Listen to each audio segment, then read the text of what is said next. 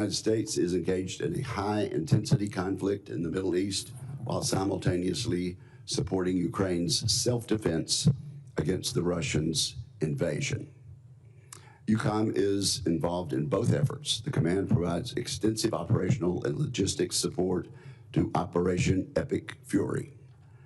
At the same time, it facilitates the flow of weapons and intelligence to Ukraine. And of course, our forces in Europe remain at the ready to deter and defend against Russian aggression. Our European allies provide access, basing, and overflight rights to our forces. This creates enormous military advantages for the United States. Our presence in Europe enables us to project power into adjacent theaters, most obviously into the Middle East, but also to Africa and now the Arctic. Our European allies are rightly increasing their defense spending, but we must recognize that they are sharing the political and military risk of war too, and that is every bit as important to U.S. interest. So this is a welcome development. Defending against armed aggression from Russia remains the most compelling rationale for the NATO alliance. Russia is led by Vladimir Putin, a war criminal and ruthless murderer and dictator. He possesses the world's largest and most diverse nuclear arsenal, and he always cheats on his arms control commitments. In Putin's twisted view of the world, Russia is the victim of historical injustices. He has proven willing to take on extreme risks to redress these perceived historical injustices against Russia, most notably by launching a full-scale invasion of Ukraine, and entirely a war of choice. Some have proposed a precipitate reduction in U.S. forces deployed in Europe. Such an action, which some have entitled NATO 3.0, would have us take an unnecessary vulnerability on at a precarious moment. Putin could easily interpret that action as weakness rather than resolve. During the Cold War, we shared the burden of conventional defense in Europe precisely because it was in America's interest to do so. This remains the case today. Europe has heeded President Trump's call to step up on defense spending. We now need to ensure that political will is turned into hard combat capability as soon as possible.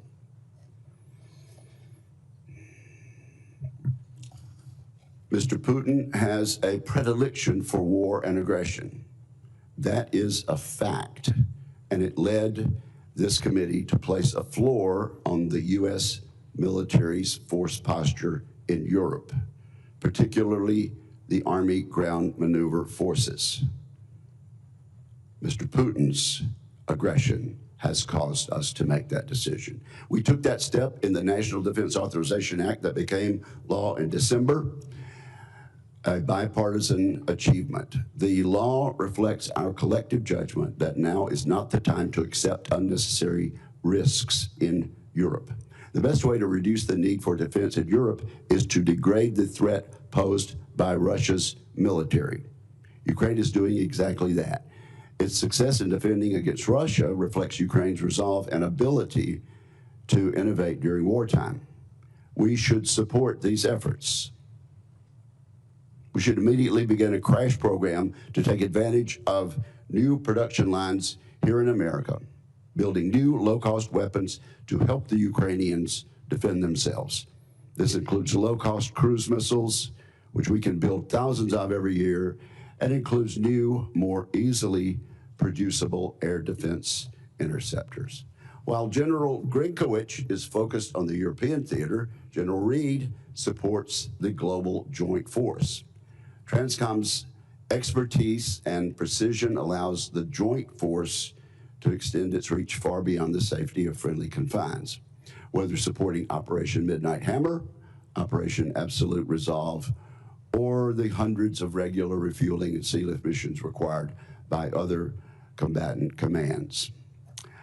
When most Americans think of the military, they imagine airplanes, warships, and big guns.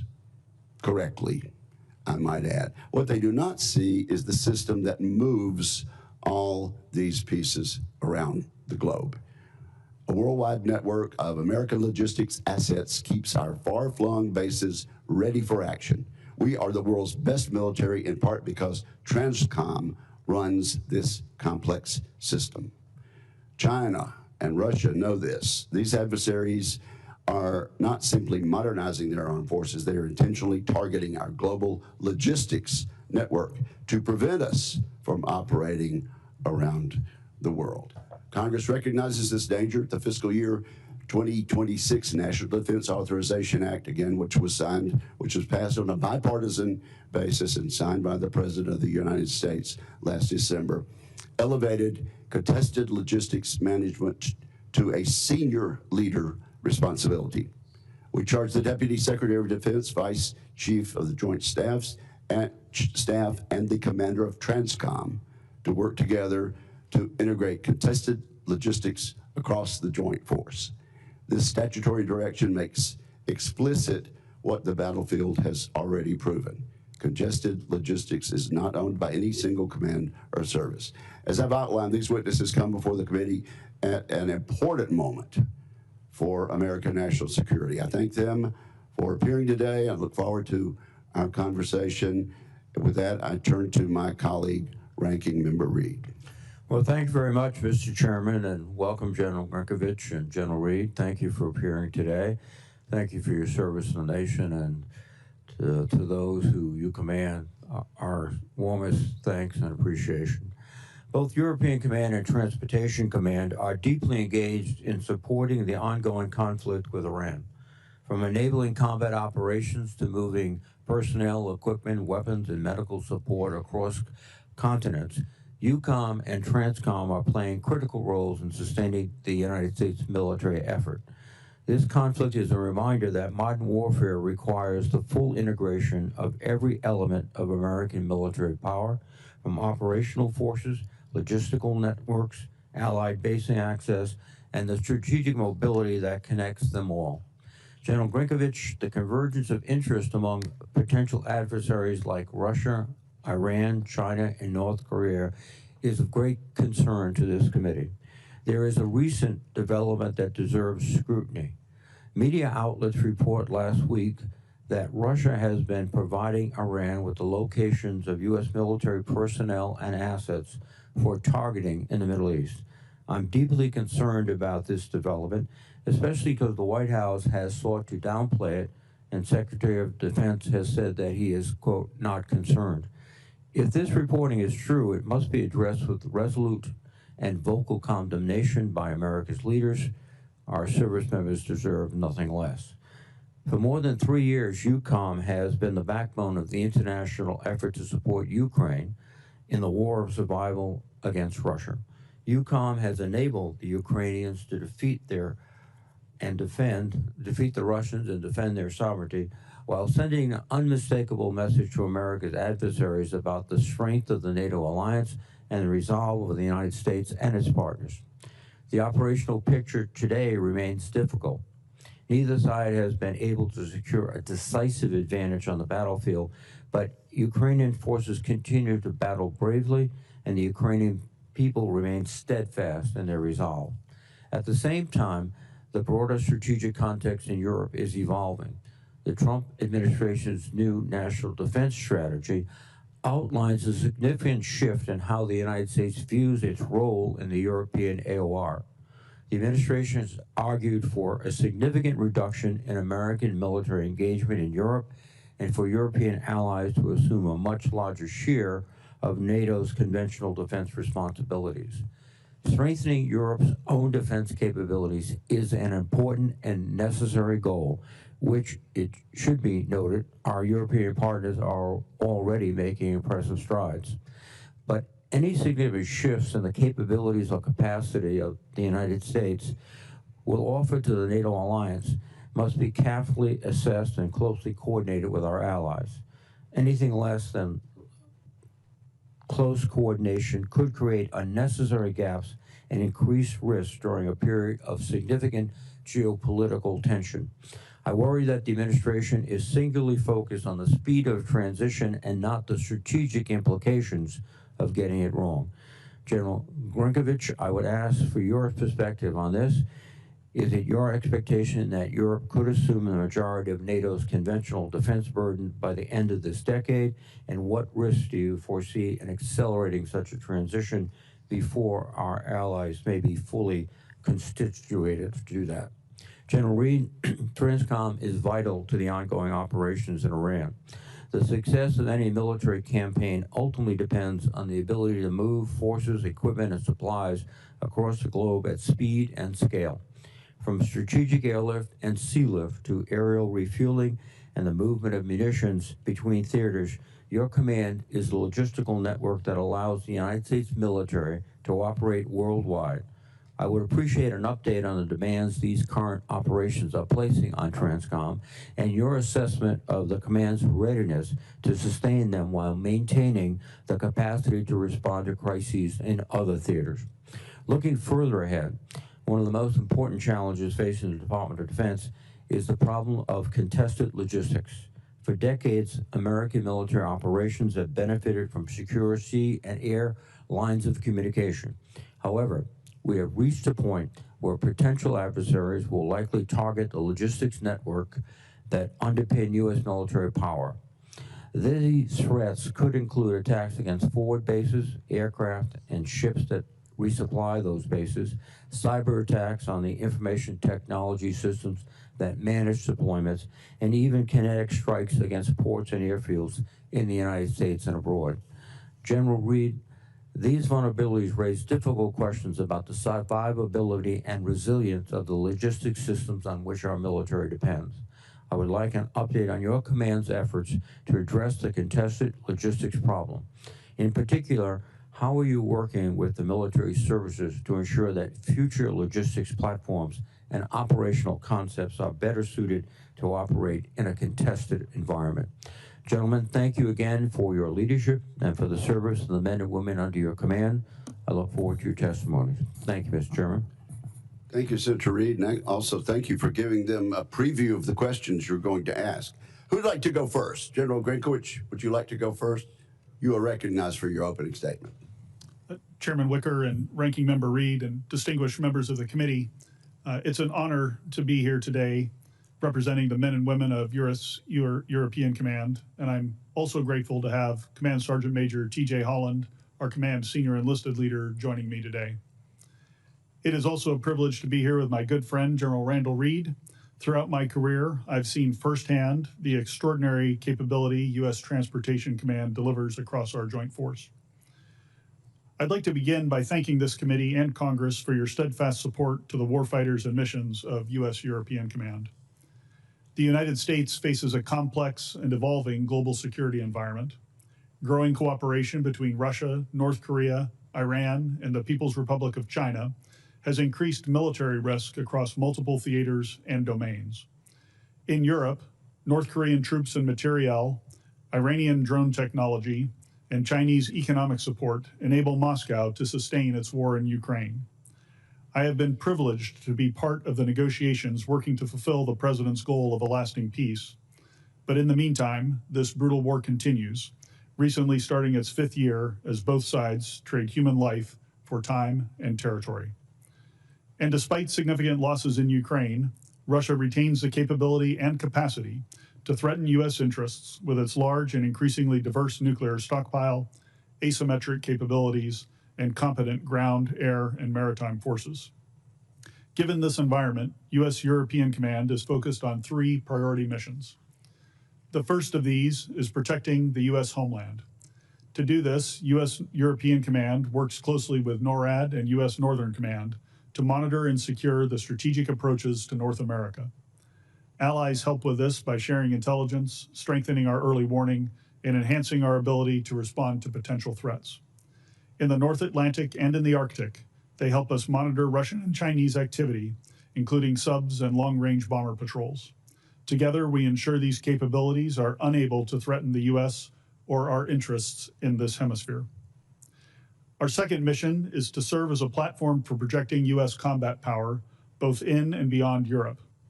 Our forces, bases, and infrastructure take advantage of the continent's strategic geography and allow the United States to rapidly move forces, sustain operations, and provide the President with diverse military options across multiple theaters. In the past year alone, U.S. European Command increased pressure on the Shadow Fleet with the seizure of MV Bella, enabled strikes against Iranian nuclear facilities during Midnight Hammer, and facilitated strikes on ISIS-affiliated terror groups in Africa. This mission continues today with support to Operation Epic Fury in Iran. Our third mission area is positioning the NATO alliance to deter and defend. Given the possibility of simultaneous conflict in multiple theaters, a strong NATO allows the United States to redirect focus while still protecting our European interests. This requires allies to step up, and they're doing just that. Allies are increasing defense spending and building their readiness to assume primary responsibility for the conventional defense of Europe. This shift requires continued investment in a robust and resilient defense industrial base that can deliver the required military capabilities at scale. As the character of war continues to evolve, U.S. European Command is working directly with NATO allies, industry, and the Joint Force to capture the lessons of contemporary conflicts. We're committed to ensuring NATO remains the most capable military alliance in history and to protecting our interests at home and abroad. Chairman Wicker and Ranking Member Reed and distinguished members of this committee, thank you for your unwavering support to our warfighters and our mission. It's an honor to appear before you today, and I look forward to your questions. Thank you very much, General. General Reed, you're recognized. Chairman Wicker, Ranking Member Reed, distinguished members of the committee. Today, I'm joined by my wonderful bride, Lynn, and our senior enlisted leader, Chief Master Sergeant Brian Kraselnik. Together, we represent the men, women, and families of United States Transportation Command. I am also privileged to serve and testify alongside my longtime friend, General Grinkovich. Thank you, Grinch, for your leadership. As the champions of global logistics, U.S. Transcom is a total force team of soldiers, sailors, airmen, Marines, Guardians, Coast Guardsmen, civilians, and merchant mariners. Your unwavering support of these experts and the missions they fulfill daily allows the warfighter to thrive. I must highlight our most unique experts, the Joint Enabling Capabilities Command. This subordinate command is your first responder in a global crisis, the Joint Forces 911. They rapidly deploy planners, communicators, and command and control specialists that activate a Joint Task Force headquarters and set the conditions for success. U.S. Transcom has 3 military service components. The Air Force's Air Mobility Command delivers rapid global airlift, air refueling, and aeromedical evacuation with speed and reach to provide immediate response. The Navy's Military Sealift Command delivers the mass of our combat power through the decisive strength of sealift sustainment. The Army Transportation Command is the critical link deploying the joint force from our forts to our strategic seaports, connecting the homeland to the global fight and operating critical ports worldwide. Completing the U.S. Transcom team is our fourth component, our commercial partners. Commercial airlines, trucking companies, rail operators, and ocean shipping companies move our service members and cargo anywhere, anytime. These industry leaders and partners offer expertise, capacity, and networks required for mission success. U.S. Transcom is the heart of a larger team, the Global Joint Deployment and Distribution Enterprise, or the JDDE. Together, the military, commercial industry, allies, and partners form a network with a single mission: to deliver power and presence at the time and place of our choosing. We know the strategic environment continues to transform.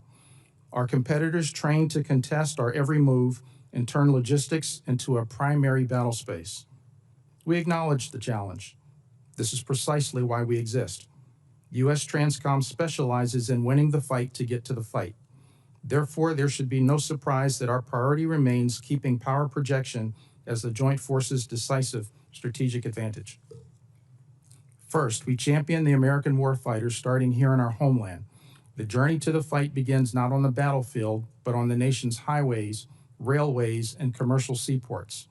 Your interest in securing and modernizing this fort-to-port network is a direct investment in the ability to project power. The resilience of this civilian infrastructure The bedrock of the domestic supply chain allows Transcom forces to deploy and win. Second, your continued partnership helps forge the future of maritime dominance. By recapitalizing strategic sea lift, America will deliver overwhelming combat power to any shore for the next 50 years. We must continue this vital work and champion the mariners who form the backbone of our fleet and underwrite our national security. We support the maritime policies including Maritime Security Program, Tanker Security Program, Cable Security Program, the Jones Act, and cargo preference laws. Together, these programs secure U.S. flag vessels and the merchant mariners necessary to move sensitive defense material in emergency. Third, your support guarantees our air mobility fleet remains a dominant projection force, the ultimate display of American resolve. Through our global reach, we unleash the power of presence, reassuring allies, and deterring adversaries. Continued modernization and recapitalization. Finally, we are transforming all mobility operation platforms into a survivable, connected node within the warfighting network as tankers and cargo planes link to battle space awareness. They become the eyes and ears of our commanders as they drive toward mission success. Your support makes our forces more resilient. We are grateful for air fleet investments because connectivity creates survivability. Distinguished members, your leadership positions U.S. Transcom to overcome any challenge. Together, we send the message that America's logistic outreach is unmatched, our resolve is unbreakable, we are ready, united, and decisive, and that together we will always deliver.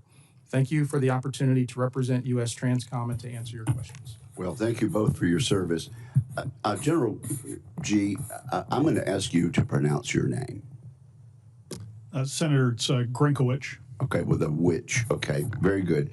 Well, let me just ask you to answer a few questions briefly, and then I'll let you elaborate. Do you agree that the Russian military's lack of tactical skill has been exposed in the war in Ukraine?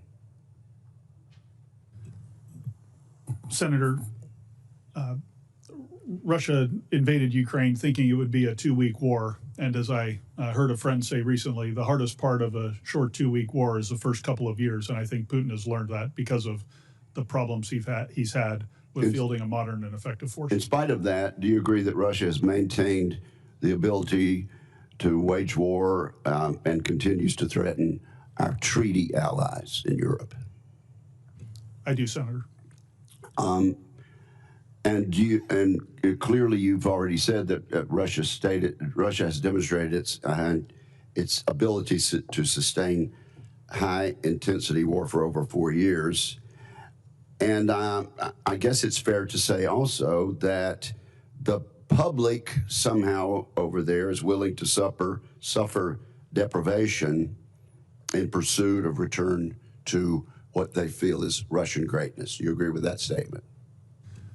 Senator, I do. I'd just say that, Putin as an autocrat is able to control the information environment in Russia. So the Russian people are probably not hearing all of the trials and tribulations that their forces are facing or understanding the high casualty rates of the Russian. Will again pose a dire threat to Europe by the end of a decade.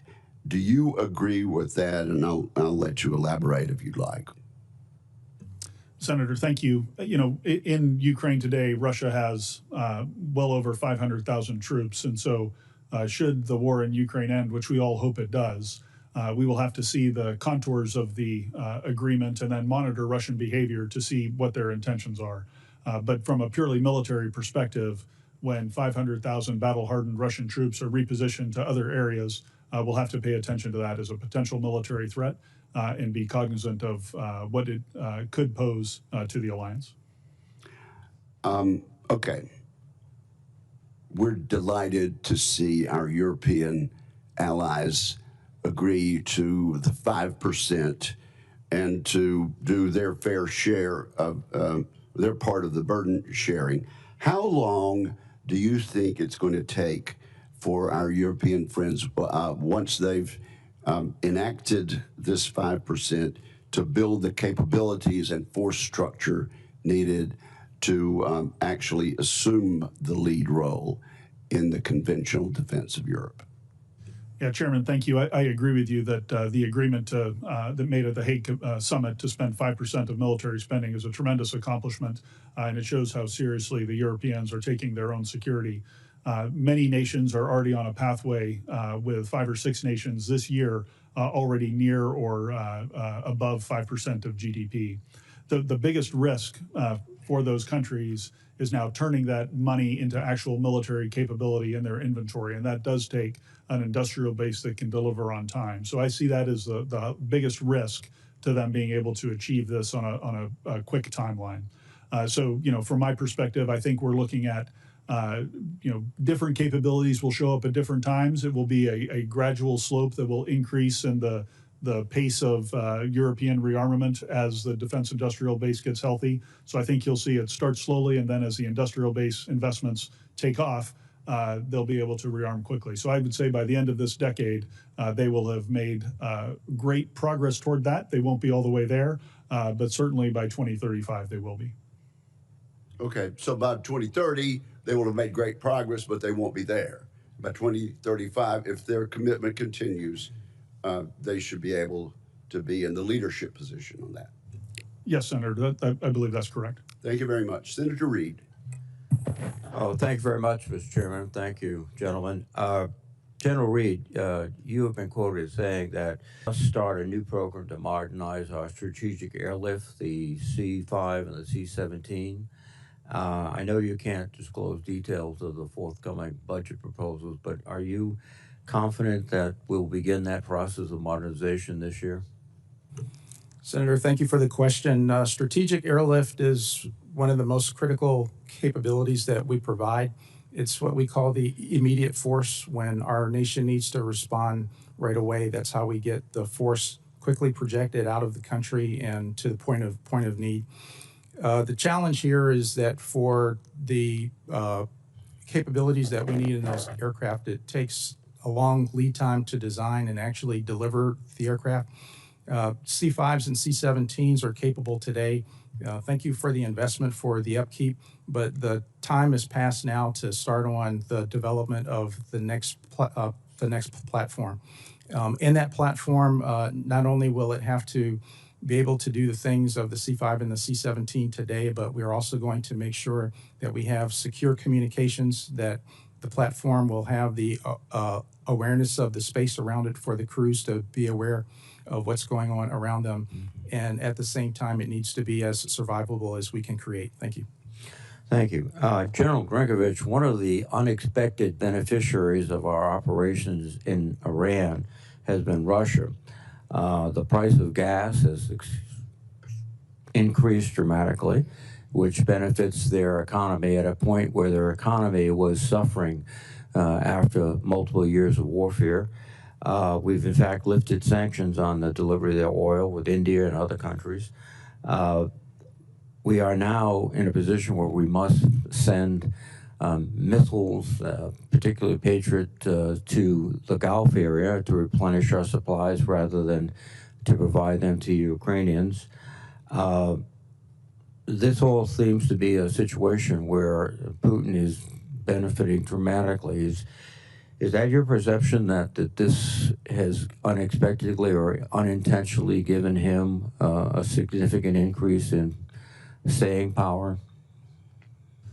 Senator, a couple of thoughts on this. First, I'm very proud of the role that European Command is playing to support Operation Epic Fury, and our soldiers, sailors, airmen, Marines, and Guardians have been operating at a high tempo in the Eastern Med and elsewhere, defending alliance territory and defending our forces and projecting power into U.S. Central Command. As you noted, the price of oil and gas has gone up. We know that Putin does depend on that. I think how much he benefits from it depends on how long those prices remain elevated. I know the leadership of the department is watching this very closely. I know the president's watching this very closely, and that they're certainly concerned about the prices that are out there. So I guess on the munitions front, what I would say on that is we do continue to flow munitions into Ukraine. I could get into some of the specifics on implications in the classified session later today, but I assure you that support continues.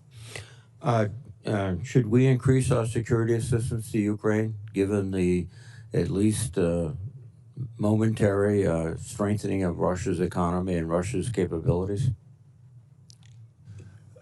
Senator, I think there are always global trade-offs with the amount of security assistance that we can provide. So ultimately, it's a policy question on what the level of support should be. I am in constant contact with the Ukrainians, though, and they do tell me where they see opportunities. I am validating and looking at those opportunities that they're providing to us and the weapons that they're requesting, and then providing my recommendations to the department on what we could provide them to help them exploit certain situations. I'd be happy to discuss more of that in detail in the classified session. Thank you, General. General Reed, quickly, I have about 45 seconds.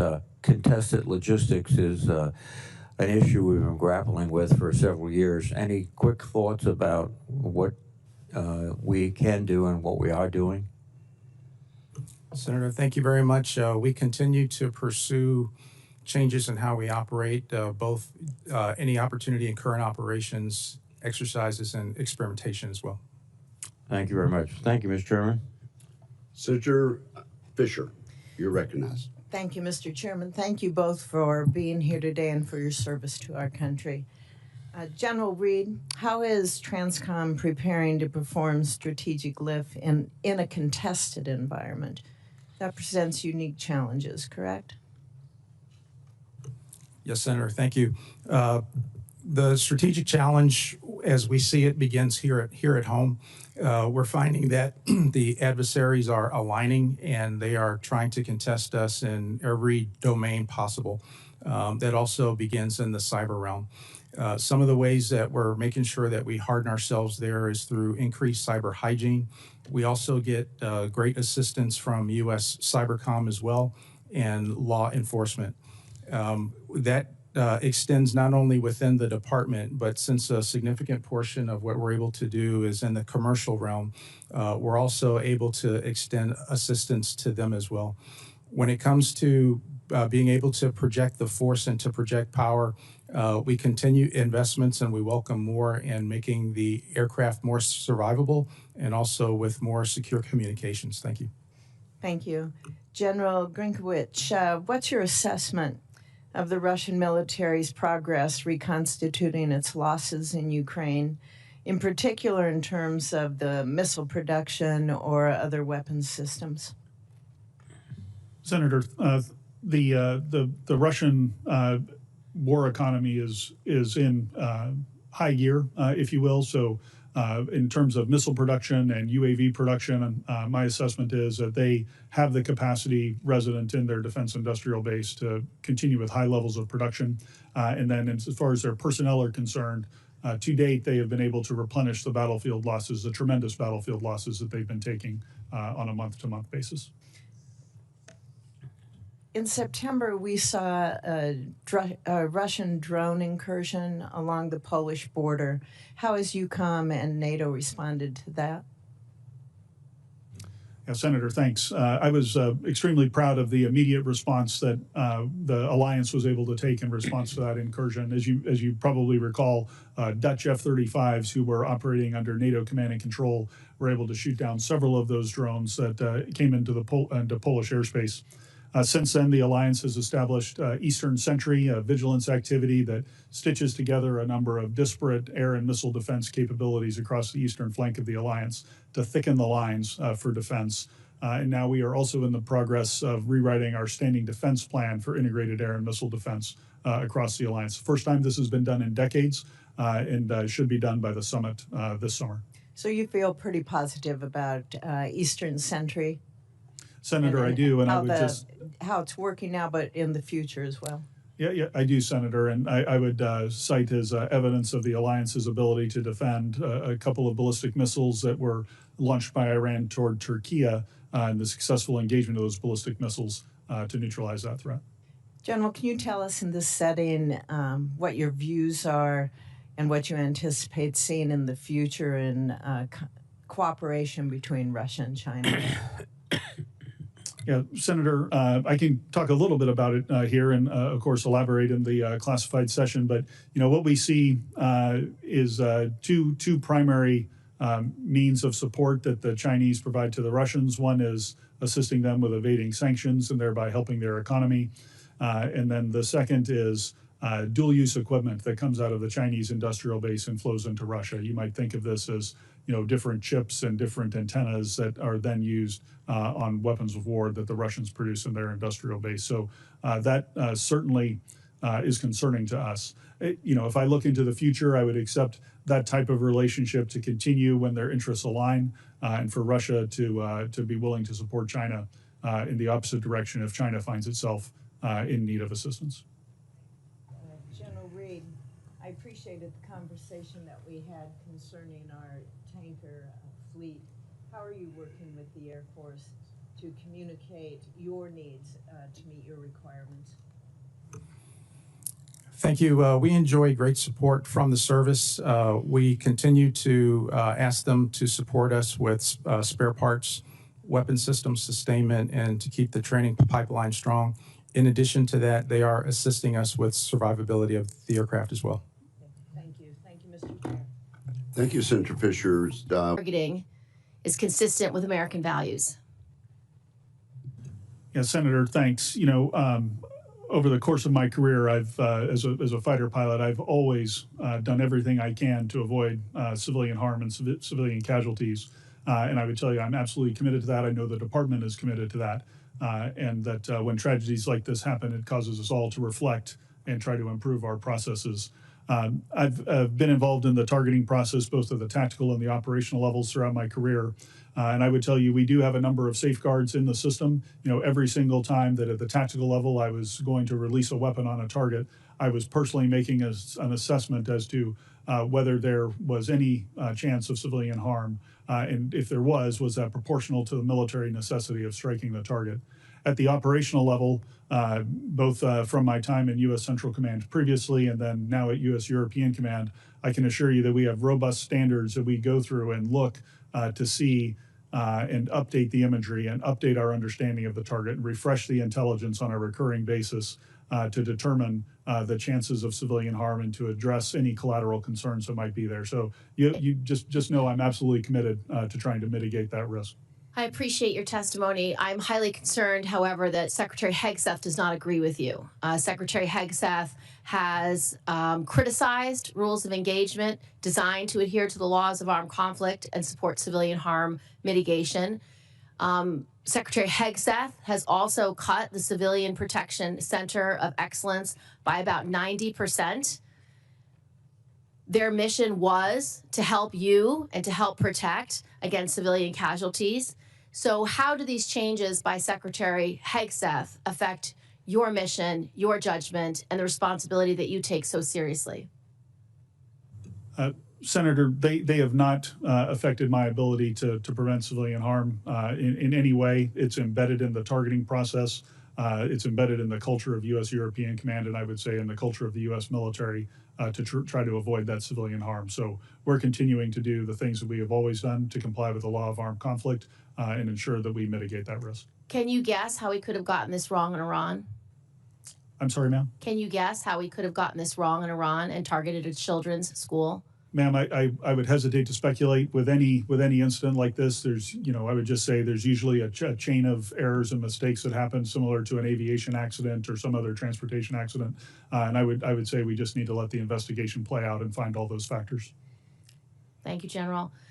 I'd like to talk a little bit about following the firing of the Pitafix base commander and the stand-up of NATO's Arctic Sentry mission. How is EUCOM managing the operational friction caused by the administration's rhetoric regarding Greenland sovereignty and the associated tariff threats against our NATO allies? Senator, at the military-to-military level, I can assure you that our relationship remains strong, that with every chief of defense across the alliance, we maintained our focus on what it was that we were responsible for doing, which was deterring and defending every inch of alliance territory from any form of aggression. And our ability to focus on that, to focus on the Hague commitments and make our military stronger, kept us kept us on task, if you will, throughout those discussions. Thank you. Thank you, Mr. Chairman. Just to clarify for your benefit, Senator Jill Rand, you did not mean to say that we had targeted a school. That a missile hit a school. No, but it's the word targeting. Yes, that, of course. That you did not mean. How we chose a target that turned out to be a school, albeit next to a appropriate target of a naval base. But the fact that it is chosen as a target, I'd like to know, and I hope that we can have an open hearing on this, Mr. Chairman. Thank you. Senator Ernst. Thank you, Mr. Chair, and thank you to our witnesses today for your service to our nation. President Trump has pushed our NATO allies very hard to commit 5% of their GDP toward defense and resilience. And we've seen a lot of headlines highlighting new defense investments across Europe. At the same time, NATO defense plans depend on interoperability excuse me, across 32 allies operating across air, land, maritime, cyber, and space domains.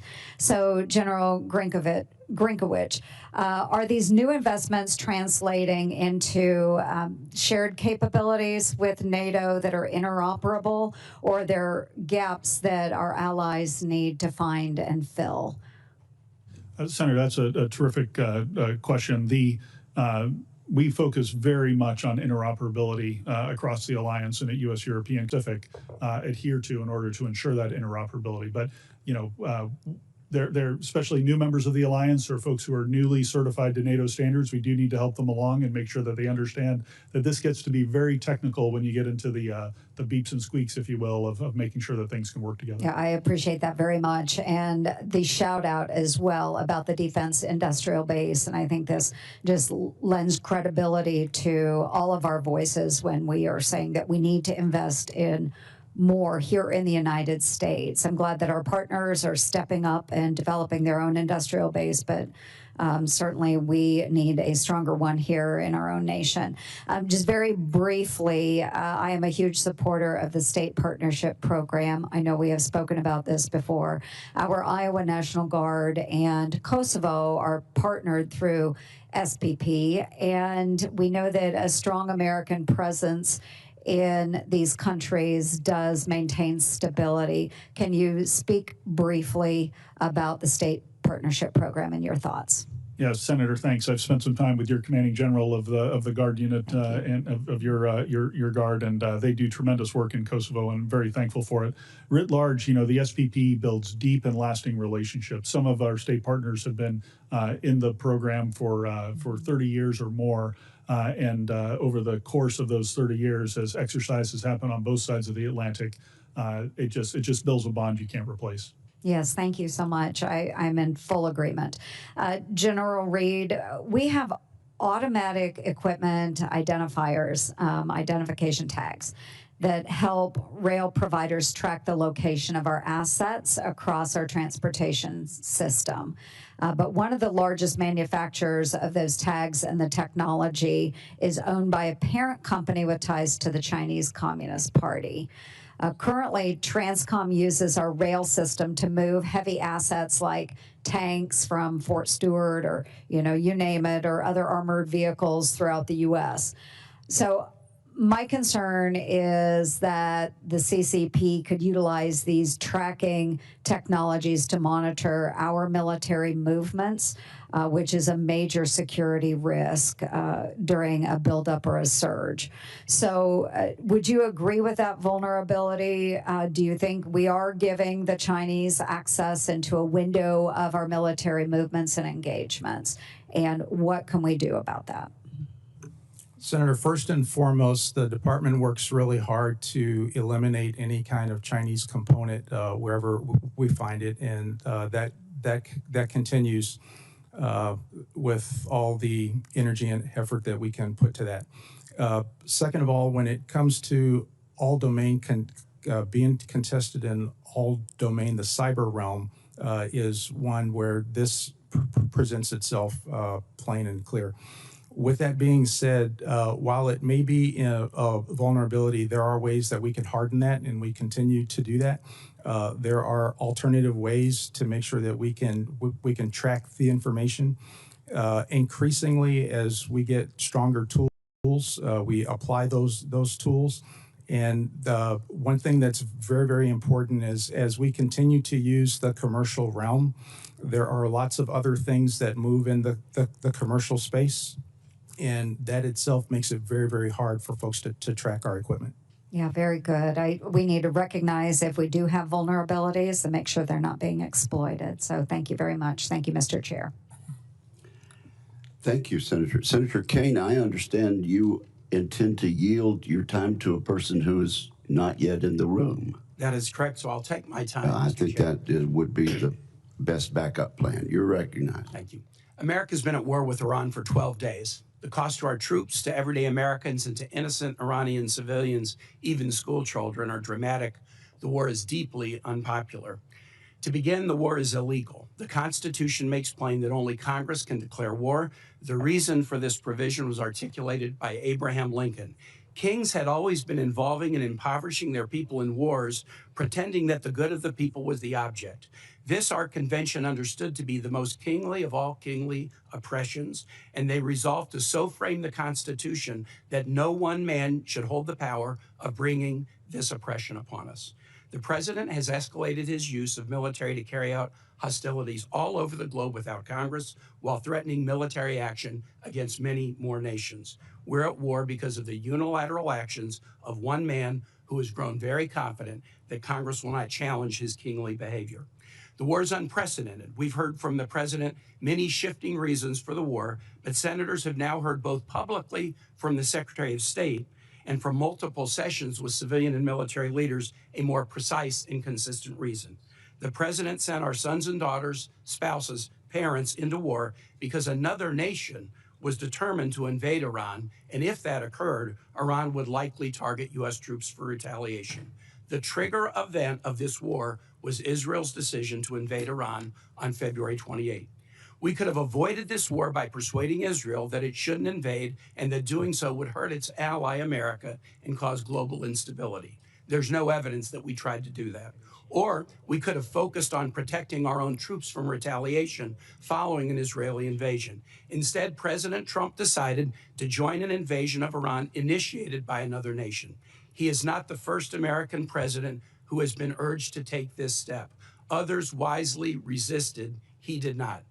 The war is unnecessary. Iran and America were allies during and after World War II until America engineered the toppling of Iran's democratically elected government in 1953.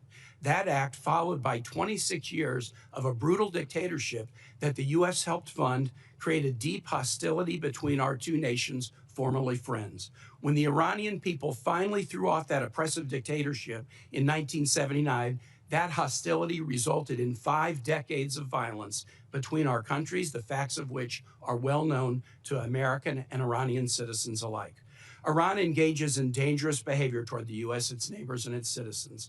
But does that danger, more than 6,000 miles from our shores, warrant the sacrifice of our troops, the killing of innocent civilians, and the expense of billions of taxpayer dollars? If more war between Iran and the United States were the answer, we would have found it sometime in the last 73 years. We had a diplomatic off-ramp to decades of hostility in the Iranian nuclear deal that the U.S. and Iran, together with our European allies plus China and Russia, negotiated in 2015.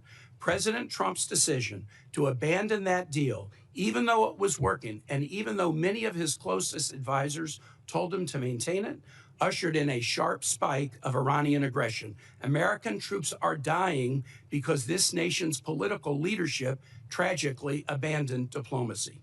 We owe our troops better than this.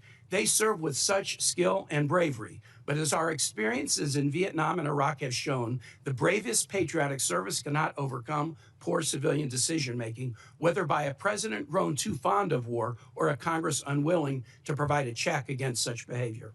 Virginians feel this deeply. One of the first casualties of the war, Chief Warrant Officer Robert Marzon, lived in Spotsylvania County. Hundreds of Virginians are now deployed with the Ford Carrier Strike Group. More have received orders that they'll deploy with the Bush Carrier Strike Group. Their families ask me, have we learned nothing? From 25 years of war in the Middle East, more than 14,000 American troops and contractors dead, more than 65,000 injured, more than $8 trillion spent that could have gone to our education, our healthcare, or economic development. Have we learned nothing? Like all in this room, I pray that this war ends soon. Virginians have suffered this year as a sputtering economy burdened by tariffs and chaos produces higher prices, fewer jobs, and slower growth. Gas has gone up 60 cents a gallon in the last 11 days, costing Virginians nearly $5 million a day just in increased fuel costs. We need a president who will honor his promises to avoid foreign wars of choice and strengthen the economy here at home. And we need a Congress who will not stand silent as these promises are broken. I yield back. Senator Scott, you are recognized. Thank you, Chairman. First, I want to thank our troops. I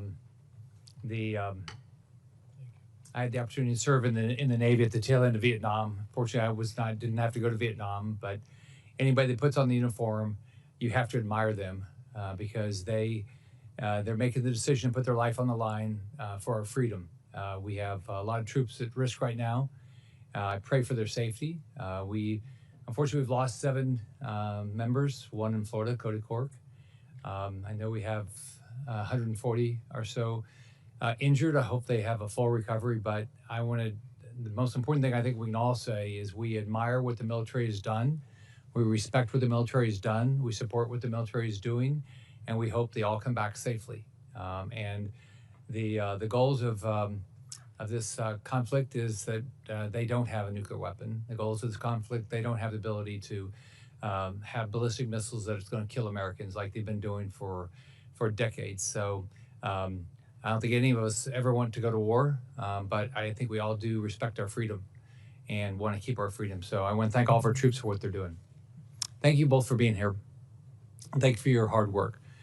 One of the things I appreciate about this president is he sees the value in putting America first and working with our friends across Europe, Asia, and around the world to ensure peace through strength. Over the past few years, I've had the opportunity to visit a lot of our allies. Last year, I went to Denmark, Estonia, and Finland, all of which are doing their part to increase their national defense spending. They all had great things to say about President Trump's efforts in the defense space and as a partner. But a number of allies have been frustrated with being told as a matter of policy that they can't buy U.S. weapons. And the White House and the Secretary I know have had to deal with that. Nevertheless, the problem I want to focus on today is that they're also frustrated with the foreign military sales program. Frankly, I understand why. They're facing a defense industry that too often fails to deliver ships and aircraft. I think you've talked about that a little bit. Our manufacturers are not getting things done on time or on budget, or people in the Department of War saying they can't have the weapons that they want. It's forcing them to turn to other countries because they need the weapons now. They're doing exactly what we've asked. They're stepping up their defense spending, but there's not enough American weapons to buy. They want our weapons because they know they're the best weapons in the world. They want to train with us. They don't want to buy other systems, and I know you're working on interoperability, but they want to buy American weapons. What's unfortunate is the President and Secretary heads have made clear why it's good for our allies to buy American-made ships, aircraft, and weapons. It creates good-paying jobs in America, allows our allies to fight their own fights and do it with the best weaponry in the world. And when I've gone over, I've said the most important thing is you got to defend yourself. We'll be a partner, but we're not going to be your first line of defense. So, in General Grinkovich, is it good for our allies to buy American-made planes, ships, and weapons and to train with us? And how does this impact our relationship with our allies, and does it make all our military a better fighting force? Yes, Senator, I encourage our allies to buy American equipment as often as possible. We do make the best equipment in the world. It's the highest end kit in so many different areas, and it does enhance interoperability when they do so. Fortunately, there is action that's being taken here with the America First arms export strategy that the department is working on at the direction of the president, which will move several things out of the very frustrating FMS process that you described, rightly so. I've heard that from allies time and time again, in moving things into direct commercial sales, which will speed the pace at which they can acquire. And then I'd also say that the work that Secretary Feinberg, our deputy, is doing to supercharge the defense industrial base is going to have a big payoff here and help allies get equipment quicker than they would without those actions. General, when General Cavalli testified before Congress, he told us the current force posture was 5 brigade combat teams and 2 division headquarters. He said it was his advice to maintain that force posture. Is that the force posture the same today? Senator, we have one infantry brigade combat team returned home at the end of last year, so that's the only adjustment that's been made. Okay. Well, first of all, I just want to finish by thanking you for what you're doing. I pray all of our troops come home safely. Thank you. Thank you, Senator Scott. Senator Kelly. Thank you, Mr. Chairman. General Reed, everything happening in Iran and the Middle East right now highlights how critical the maritime domain is, not just for our ability to sustain military operations, but for the global economy. I want to drill into this a little bit with you.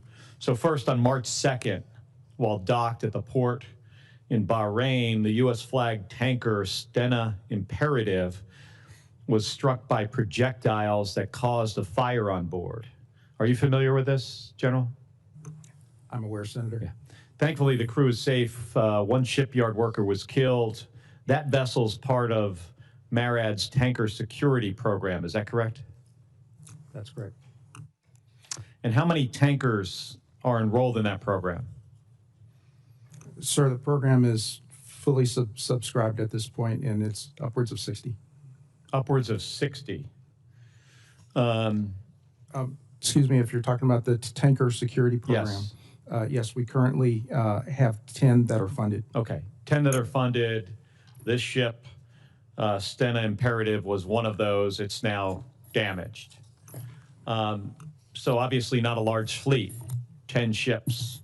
So when even just one of these vessels is damaged or unavailable, it can have an outsized impact. Is that correct? That's correct. So in your opening statement, you highlighted the importance of the commercial maritime industry to Transcom's strategic sea lift capability during a crisis. And I agree with that. But what we're seeing in the Middle East also demonstrates that we need to do more to support the commercial industry we rely on. So let me ask a practical question here. So since Transcom relies on commercial vessels that require insurance, what happens when no one is willing to insure ships that are operating in a conflict zone? Senator, thanks to the emergency program of the Tanker Security Program, the value of that for U.S. Transportation Command is the fact that we have assured access to those ships. Those ships are committing to serve with us and to partner with us, and we have the ability to employ them in a maneuver scheme in conjunction with the theater commanders. Part of that also drives us to plan with the theaters to make sure that we have force protection with them as well, but to meet the need. We fully understand. Can you explain, General, can you explain the tender security program that you just mentioned? I mean, is this the reinsurance that the President mentioned the other day? Sir, the Tanker Security Program is our U.S. flagships. No. I thought you said something else. So my concern is with the insurance, right? Can these ships in the Tanker Security Program, the 10 ships, which really 9 are available right now, are they without the required insurance because they're in a conflict zone? How does that affect their ability to be used to our benefit? There is a provision for war risk insurance. That program, by and large, is run by the Maritime Administration within the Department of Transportation. U.S. Transcom works with them in conjunction. If that is required, there is a conversation and cooperation that exists between the two of us, and we can recommend the requirement for that, at which time the carriers have the opportunity to apply for the insurance. So do you see this as an issue today, that it's going to be challenging to get some of these ships underway through the Straits of Hormuz because of insurance issues, or do you think there's no problem? Senator, the challenge with transiting the strait really depends on the conditions that exist and actually to make the safe transit. That will depend on the conditions at hand. That will be judged best by the theater commander, in this case, CENTCOM. But once the conditions are set, we'll sail. So no resistance by the ship owners in the tanker security program to sail as soon as Transcom says it's okay? We hold conversations with the ship owners several times a week. There's an information exchange that exists. There's also a forum that we have called the Executive Working Group. In that, we advise them of the situation. We point out to them what's going on. They fully understand the risk, and they also give advice to us in terms of the best way ahead. If I could just have 30 more seconds, Mr. Chairman. So, you know, I think a lot of this highlights, we only have 10 ships in the tanker security program. MSC has a limited number of vessels. Would you agree that our country needs a whole of government national maritime strategy so that our maritime transportation system is prepared for crises? When we look at a conflict going across the Pacific, in the Western Pacific, let's say, in the future, you know, with China, are we prepared with our current maritime industry to support a long-term conflict with a near-peer adversary? Senator, I'll tell you that if we were given the task to go today, we would all go. We would all take what we have and we would execute and support the combatant commander and their needs based on what they require. I will tell you that there is a lot of work to be done to strengthen the health of the fleet, to strengthen the health of the workforce. Part of the challenge of that is cargo. Having cargo available will actually drive the overall plan for the demand to build ships, the demand to have the ships, and work to be done by the crews. Well, thank you, General, because I'm out of time, but that's what and that issue is addressed in my Bipartisan Ships for America Act. So I hope to move that legislation forward so you're in a better position to be able to do your job. Thank you. General Reed, have you had a chance to look at the Ships for America Act? Senator, I have. Excuse me, Chairman, I have. You have? Yes, I have. What do you think about it? You got a pretty good suggestion, don't you think? Chairman, there are a lot of aspects in that, and it's incredibly comprehensive. And it does address a lot of things, but it does bring home the fact that we do need a comprehensive approach with comprehensive investment. And we also need to make sure that there's a provision to invite the commercial leaders as well to help us through this. In the end, the fundamental success will ultimately be driven by the amount of cargo. And when we have cargo, that will drive the demand for shipping. We'll find a way to actually construct here, and then we'll actually have the crews because they'll have work to do. Well, thank you for that insight. Senator Sheehy.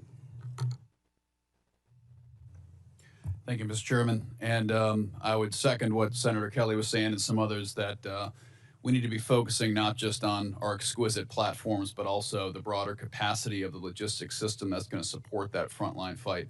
And to that end, to General Reed, and I'm sorry you're getting all the inbounds here, but specifically I'd like to talk about our future airlift platforms. We spend a lot of time in these hearing rooms talking about the F-47 and the B-21 and the F-35 and the F-22, and of course those are all critical platforms. But at the end of the day, moving material into theater, especially as we evaluate a Westpac engagement with a peer adversary. I don't say near peer because I believe we're in a peer-to-peer situation now with China.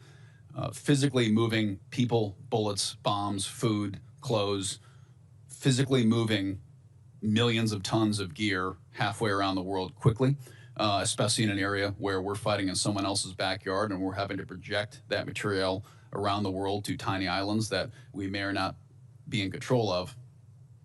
Our C5s are, I've heard in some cases, 40% dispatch reliability. They're half-century old, if not more. Our C-17s, as incredible platform as they are also aging. And as far as I know, we don't currently have a follow-on long-range heavy-lift logistics aircraft that's been decided on, awarded, and certainly not in production, but it isn't quite even in decided conceptual stages. And when we look at how challenging a KC-46 program has been to roll out, to replace, I still hear that the last KC-135 pilot hasn't been born yet, and that's probably true. And the KC-46 rollout has been very problematic. So I think we need to have a very serious, focused effort. This committee does, but also at the general officer level of focusing on bringing that next generation heavy airlift platform into reality. And whether that's restarting the C-17 with some great upgrades, or whether that's reimagining a new platform, whatever we do, we got to do it quick. So I'd like your thoughts on that, please. And I understand you're not the procurement command for this. I realize you're the customer of this platform, but I think part of the defense acquisition paradigm we're trying to change at this committee is making sure the customer is closer to the actual specification process for the platforms, because we've given the power to the PEOs and the contract officers, and the most powerful voice in any acquisition process should be the actual end user customer. So you and your captains and majors flying these planes and driving these ships should be the ones driving the requirements, not bureaucrats somewhere else. So if you could talk to us about next gen airlift and where you think it needs to go, I'd appreciate that.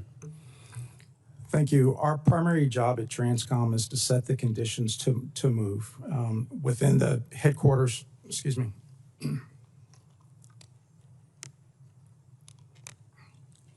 We frequently start with the idea we need to set the globe to set the theater. What that means is we have aircraft that are operating around the world each day along with sea lift, but when a crisis arises, there's the need to make the shift. Once we do that, every aircraft that we have available that already originates in the region, we employ them directly. All the aircraft that we have here in the United States, we generate that, and then we build the network to connect the two. Our C-17s and our C-5s are the most capable things in the world right now to make that bridge to get the force out of the United States.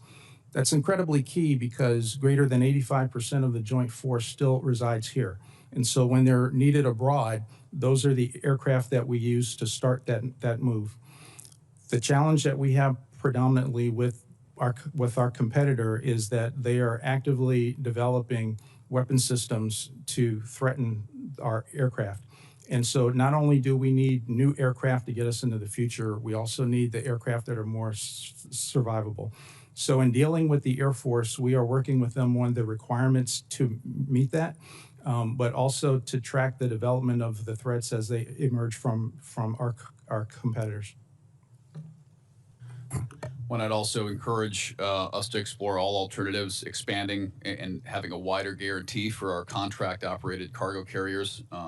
Not best for contested environments, but at least they can get tonnage forward.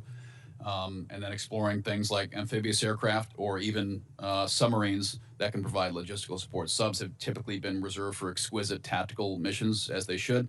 But when we're going to be operating in a Westpac, first, second island chain contested environment, literally moving logistics under the water where we still have dominance. So thanks for your time today. I yield back, sir. Thank you, Senator Sheehy. We have Senator King and then Senator Hirono. Thank you, Mr. Chairman. There's been a lot of confusion about the war and the effects, the causes, why we did it, why we didn't, what our strategy is. But one thing has emerged just in the last few days. There is a clear winner in this war. The clear winner is Vladimir Putin in Russia.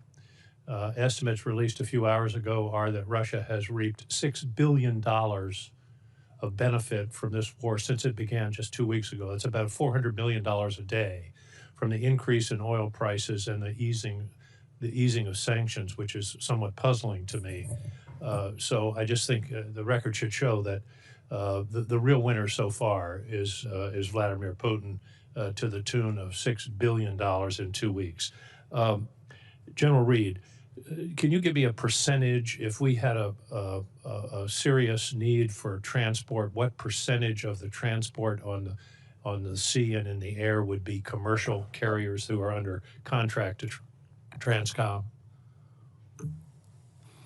Senator, day to day in competition, about 40% of what we fly around the skies is commercial. When we transition to crisis or conflict, we make a conscious decision on where we actually employ the commercial aircraft. Even as we're supporting operations in CENTCOM today, the commercial airlines are supporting us in high volume in places outside the theater. So in a conflict situation, that 40% would go up, I presume. If it's required, yes.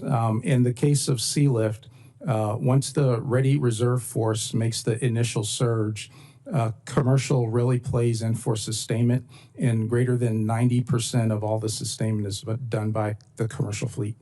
Okay, that's what worries me. You have controlled, and I'm sure paid great attention to cyber possibilities. But we're talking about hundreds, if not thousands, of commercial carriers who may or may not be as secure in terms of cyber as you are.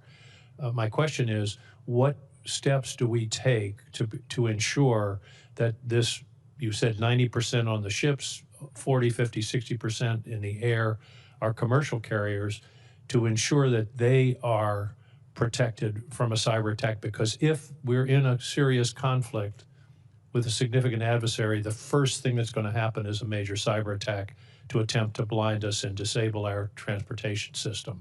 Do you red team, for example, the commercial carriers to determine the extent of their cyber vulnerability?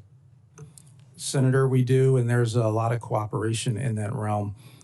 We operate mainly through two different channels. So within the Department of War, when we organize and plan, that is done on secure systems, and we have a lot of help to make sure that we can protect ourselves. I understand that. What I'm worried about is Delta Airlines security if they're called upon to be transporting troops, and the extent to which they can be penetrated, their systems, not yours, but theirs.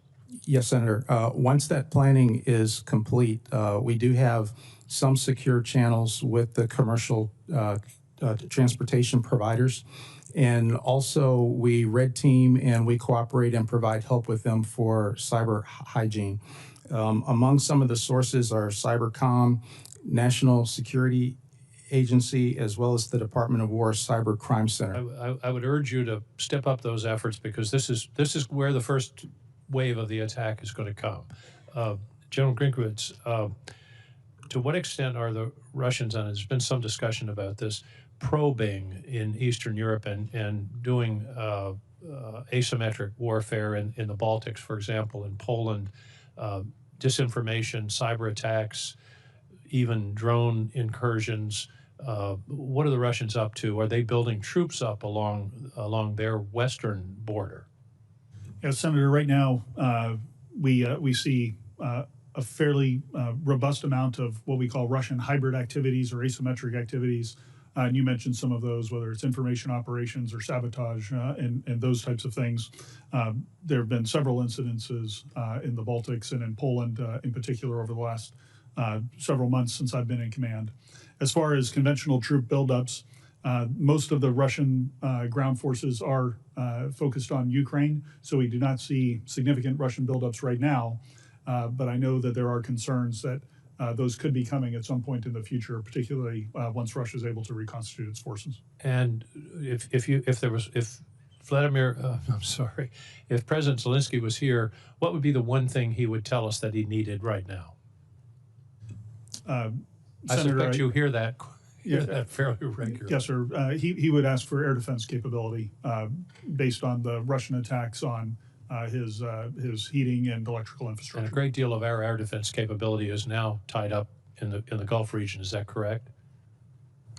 Senator, yeah, we do have a robust set of air defense capabilities in the Middle East, and I've used some of our EUCOM air defense capabilities to defend some of our NATO allies as well. In the Middle East? Near the Middle East, if you will, in the Eastern Mediterranean. Okay, so air defense capabilities have been moved toward the Middle East as a result of this conflict. That's correct. Yes, sir. Thank you. Absolutely. Thank you, Mr. Chairman. Senator Cotton. Thank you, gentlemen. Thank you for your appearance today, and more importantly, for your service. General Grinkovich, it's well known that Iran has supplied Russia with hundreds, maybe thousands of one-way attack drones since the start of the Ukraine conflict. I assume you agree that passing on the counter-drone warfare lessons that Ukraine and EUCOM has learned from that fight to the forces in the Middle East today and also to the Pacific is a top priority, right? Absolutely, Senator, and we are doing that and deploying capabilities into the Middle East for those purposes. Could you use some additional funds to ensure that we have all the right people and processes to capture all those lessons and implement them? Senator, more funds for things like that is always welcome. I agree, and I look forward to working with the committee to consider the funding for the NDAA or a potential supplemental down the road. I know that the experience that Ukraine has had and that EUCOM's had in that fight has saved lives in the Middle East today. General, can you tell us a little bit about what's going on the southern flank of EUCOM in Cyprus right now? Yeah, Senator, down in the, we have a fair amount of activity in the Eastern Mediterranean. Our destroyers are out in the Eastern Mediterranean defending our allies and defending our U.S. forces in that region. Several capabilities are on the island of Cyprus. I could go into some of the details of what those are in the classified session, but we are very much watching that. There have been a few one-way attack drones that we've assessed have come from somewhere, likely from Lebanon, towards Cyprus, and so we are focused on defending that piece of terrain. Okay, thank you. You're no fighter pilot, right? Yes, sir. 16s and 22s? Yes, sir. Well, I think that the men and women we have in uniform are the best fighting force in the world. I know you agree, and that our Air Force and Navy right now are on the forefront of the current campaign, Operation Epic Fury.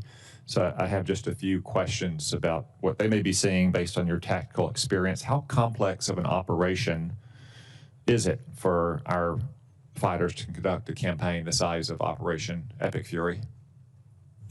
Senator, based on my experience looking at campaigns like this in the past, it is incredibly complex, and the sequencing of events and the technical acumen that's required at the operational and tactical level is quite high. It's my understanding from the briefings that the Secretary and the Chairman have given is that our combined force, and the CENTCOM commander, I should say, that the combined force has dropped no less than 5,000 bombs on key enemy targets. How impressive is it for our bombers to execute a mission of that size with such precision? Senator, that's a very powerful demonstration of American strength, and to orchestrate that size of a campaign, I think Admiral Cooper deserves great praise for how he's been able to manage that at the operational level. Yeah, General Kane has said that ballistic missile attacks continue to trend downward 90% from where they've started, and one-way attack drones have decreased 83% since the beginning of the operation, a testament to our air defenders and our air defense system. Based on your experience flying those fighters, I would assume that you would agree with him that Operation Epic Fury is a real testament to those young men and women we have on the front lines operating those systems and flying those aircraft. Senator, I would, and I'd just take the opportunity to say it's always better to get the Archer than the arrows, and so the offensive counter-air aspect of this that is being prosecuted in U.S. Central Command is as impressive as the defensive side of things. Okay. General Reed, you also have prior experience in the cockpit. How impressive is it that our tanker fleet has supported these continuous operations in the Middle East for the largest air campaign in recent memory? The tanker fleet has been very impressive to get the forces across the ocean and to get them into CENTCOM. I'm also very grateful to my friend here who's also been able to help with a portion of his fleet. But the fact that we were able to get our forces in place to get defense set and to go on the offensive is quite impressive. Do you think there's any other force in the world that has the tanker and mobility aircraft to sustain an operation like Epic Fury? Not to the scale that we can at the moment, thank you. Yeah, I didn't think so either. All right, thank you, gentlemen. Thank you, Senator Cotton. Senator Blumenthal. Thank you, Mr. Chairman. Thank you both for being here today and for your service. General Grinkovich, I recently visited Ukraine, and in addition to going to Odessa to visit with the men and women of the Ukrainian Armed Services who are serving there, also met with the American Chamber of Commerce, 600 major businesses with operations in Ukraine. Almost half of them have been targeted and attacked by Russia.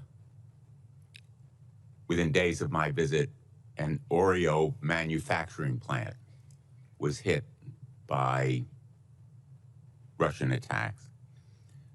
Are you looking into the attacks on American businesses in Ukraine? Are you familiar with that issue? Senator, I am familiar with that. This is mostly managed through the U.S. Embassy in Kyiv, who takes those reports and sends them back through State Department channels. But our defense attaché office is also aware of them and reports them to me. Are you taking action to protect those businesses? Sir, we are not taking any direct action, but I would tell you that all the support that the department and the United States provides to Ukraine is certainly going to have a benefit for those businesses as the Ukrainians fight back against the Russian assaults. Isn't an attack on those businesses, in effect, an attack on American interests? Sir, attack on American property, is it not? Certainly it is, Senator. I think it's a complex issue. And from a policy perspective, the approach that we've taken is to try to help the Ukrainians to defend things that are within their country as best as possible. And so that's where we're focused in Yukon. Wouldn't you recommend that we take a more aggressive posture vis-a-vis Russia when it's attacking our businesses purposefully? These are not mistakes. Close to 300 American businesses have been damaged significantly as a result of these attacks targeting them by Russia. Yeah, Senator, it's certainly a tragedy that Russia targeting is indiscriminate. It's indiscriminate against American businesses. It's indiscriminate against other targets across Ukraine. As we think about how do we best enable the Ukrainians to fight back against the Russians, all of this goes into our calculus. Well, I respectfully disagree with your use of the word indiscriminate. It is very discriminating. They are purposely targeting hospitals. I saw a hospital specifically destroyed in large part. They are targeting electric generation facilities, which I also saw, and they are targeting American businesses, discriminating in a very purposeful way. Let me move on. I'll give you a little extra time. Do you agree with that, General Grinkovich? He's pretty much correct. Yeah, Senator, I do agree. So when I use the word indiscriminate, I'm applying to the moral lens, perhaps, that they're looking at this through, and that they aren't discriminating in the way that we would under the law of armed conflict as to what the targets are. Yeah, I think you and the Senator actually agree on that. You can resume your time, Senator. Thank you, Mr. Chairman, and I think your questions were helpful, and I appreciate the distinction that you're drawing, General. EUCOM is the global integrator for all defense matters relating to Russia. So I'm presuming you know about Russia's role in the war with Ukraine. I know you've been asked a bit about it so far. I am assuming the public reports are correct and that Russia is aiding Ukraine. Can you tell us more about requests from aiding Iran? Can you tell us more about the requests from Iran to Russia for assistance and how Russia has responded? Senator, I'm certainly aware of all the public reporting on this. I can go into specifics on your question in the classified session, but I would just echo what Secretary Hegseth has said recently, that if Russia is doing this, they would be wise to reconsider providing any assistance to the Iranians during Epic Fury. You believe that we should respond aggressively to that kind of assistance that's putting our men and women in greater harm's way? Senator, anytime anyone puts American service members in harm's way in any manner whatsoever, I believe we should respond robustly. Why haven't we done it? Senator, I am confident that we are responding robustly to anyone who is assisting the Iranians with targeting U.S. forces. Perhaps you can tell us more in a classified setting? Yes, sir. I'd be happy to elaborate. Thank you. Thank you very much, Senator Budd. Thank you, Chairman. General Grinkovich, it's good to see you. Thanks for the meeting yesterday, very informative. You know, much of the discussion of the Russia-Ukraine wars, it's focused just on those two countries. But I want to talk about other nations that are assisting the Russians, if you will. Talk about North Korea's role in this conflict and the threat that they posed, and also about the Iranian contribution today and even prior to Operation Epic Fury. Yep, Senator, you bet. One of the things that we watch very closely is how some of our competitors around the globe will work with each other when they share interests, and we've certainly seen that with the North Koreans and the Iranians and the Russians. In the North Korean case, as you know, it's been widely reported, there's a number of North Korean troops that have been deployed to the border with Ukraine and have made up some substantial combat power shortfalls that the Russians have had and supplemented them. There's also a number of reports of North Korean individuals now going to work in the Russian industrial base to generate some of the ballistic missiles and UAVs that they're building based on the labor shortages that the Russians have within their industrial base. Of course, that industrial base got started because of the Iranian sharing of technology of their Shahed drones and sharing the blueprints and teaching the Russians how to build them and how to build them at scale. And that's one of the main threats facing the Ukrainians today. Are the Russians short on people and essentially bringing in labor from North Korea? That's my assessment, Senator. Okay. General Reed, thanks also for being here. Appreciate what you've done at Transcom and just a heroic effort leading up to Epic Fury. Talk about some of the numbers, if you will, some of the success stories so far, and then where are the gaps where Congress can assist? Thank you, Senator. Some of the success is the ability to generate the aircraft to actually get on the move. And so I'm grateful to the Congress for the sustained funding for weapon system sustainment and spares. Because of that, we're able to keep pace, and we've been doing that extremely well, so thank you for that. Other success stories is the fact that we've been able to establish a network for aeromedical evacuation in order to bring home the wounded and to also get them to a higher level of care.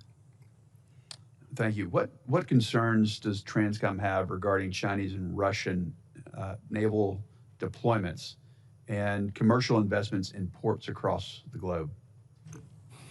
For the Russian deployments, we monitor those. We maintain an awareness of where they're going and make assessments in terms of what capabilities they may be seeking.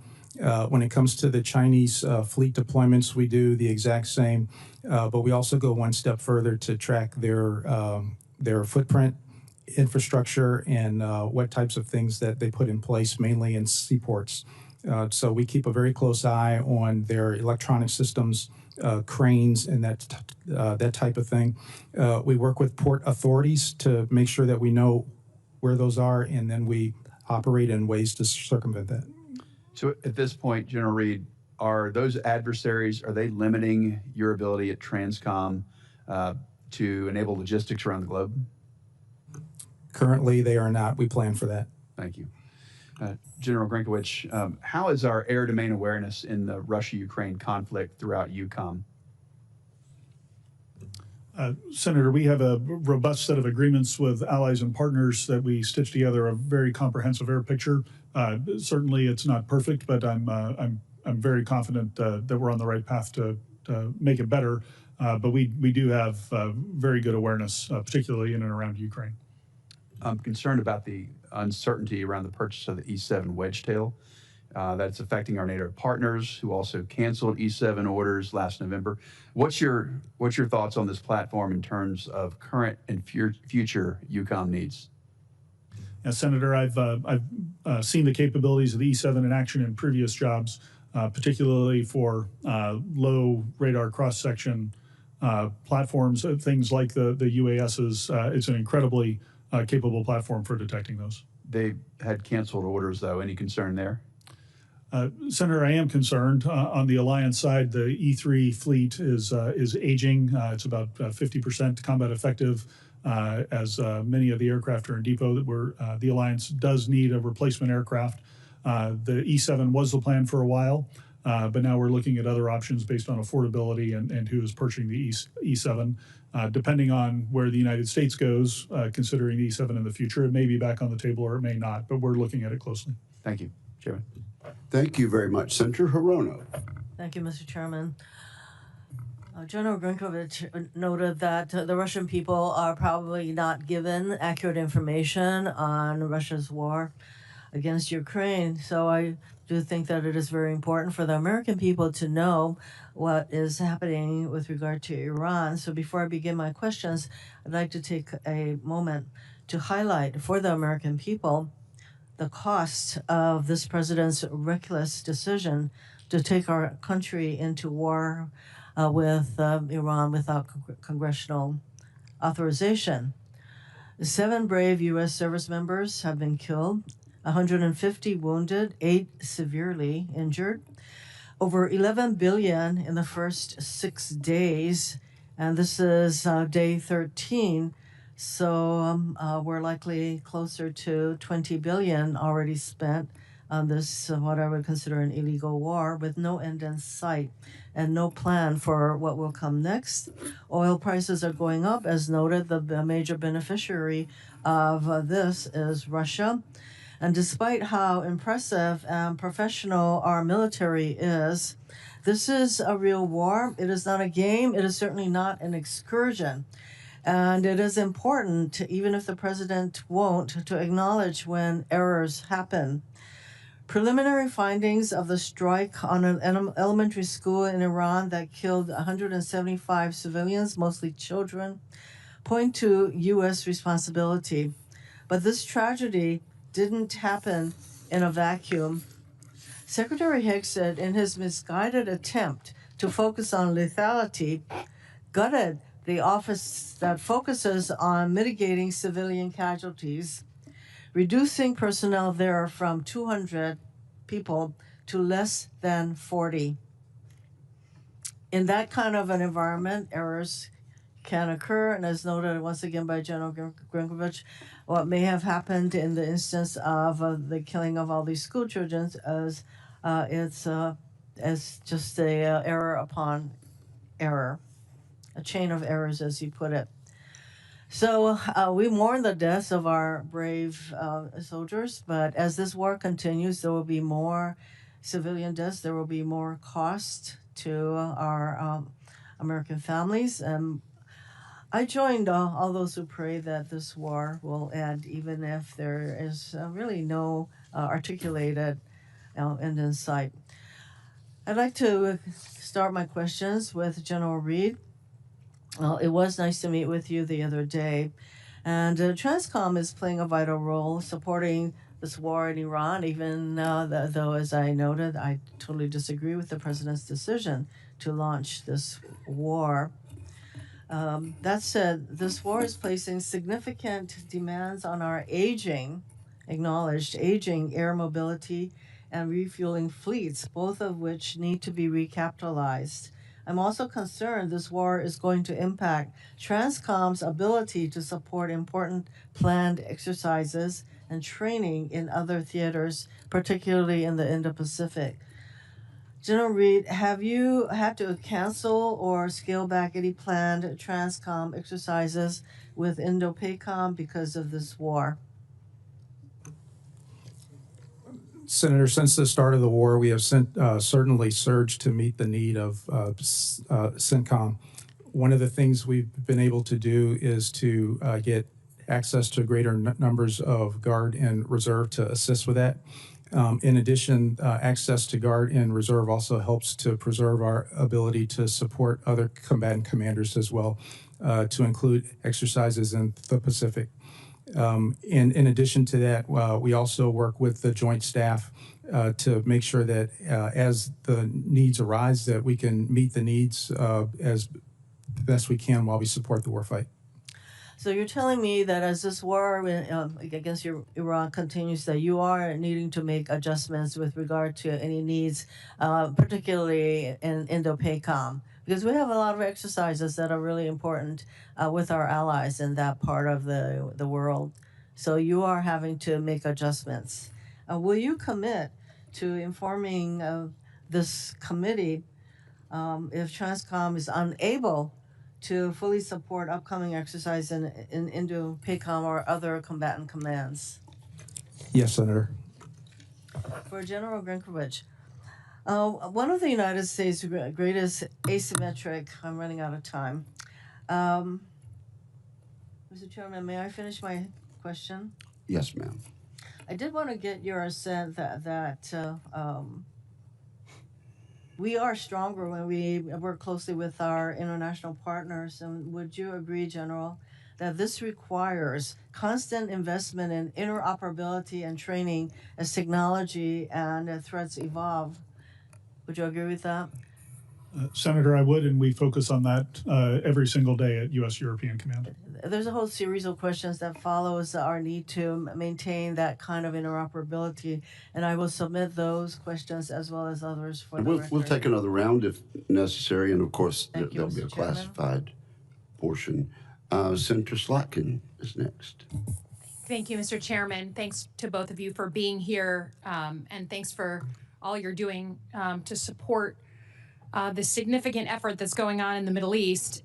It's hard, as someone who was at the Pentagon and at the CIA, it's hard to miss, I think, two important trends that are happening in this war in the Middle East that are connected, I think, to what you all do.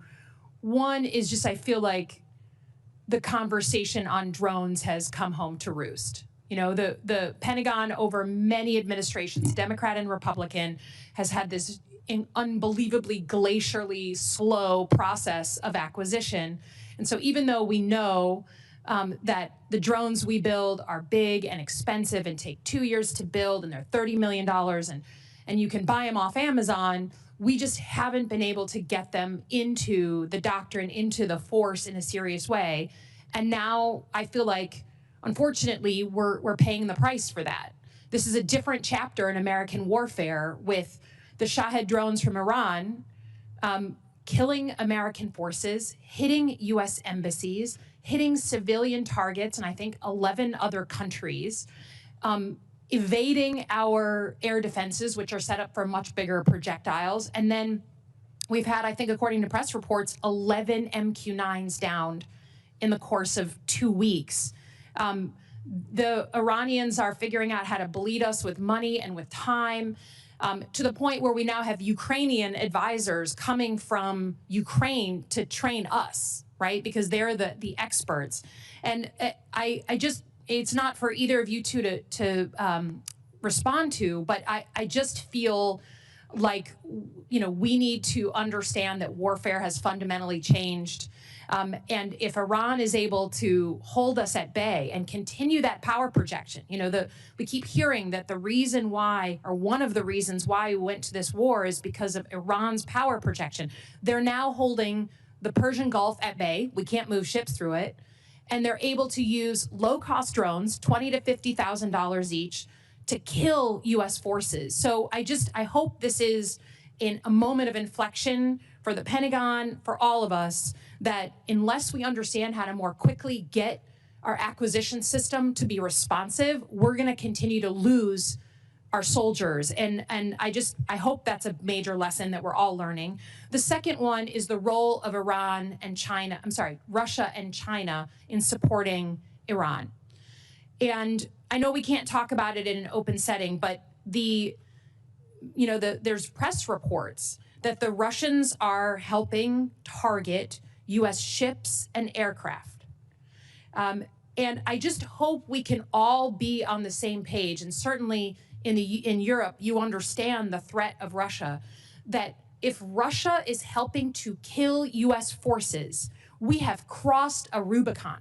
We are in another moment, and that we have to take decisive action on that. And instead, we're giving them breaks on oil. They're making a ton of money, and all the weapons and all the systems that we need for this war are what we would have otherwise given Ukraine to defend themselves. So I just hope we're all on the same page on this committee on a bipartisan basis, that the situation with drones in this war and the situation with Russia in helping to potentially kill American forces and target our weapons and our systems, our ships, they are new. And we need to adjust to that new reality.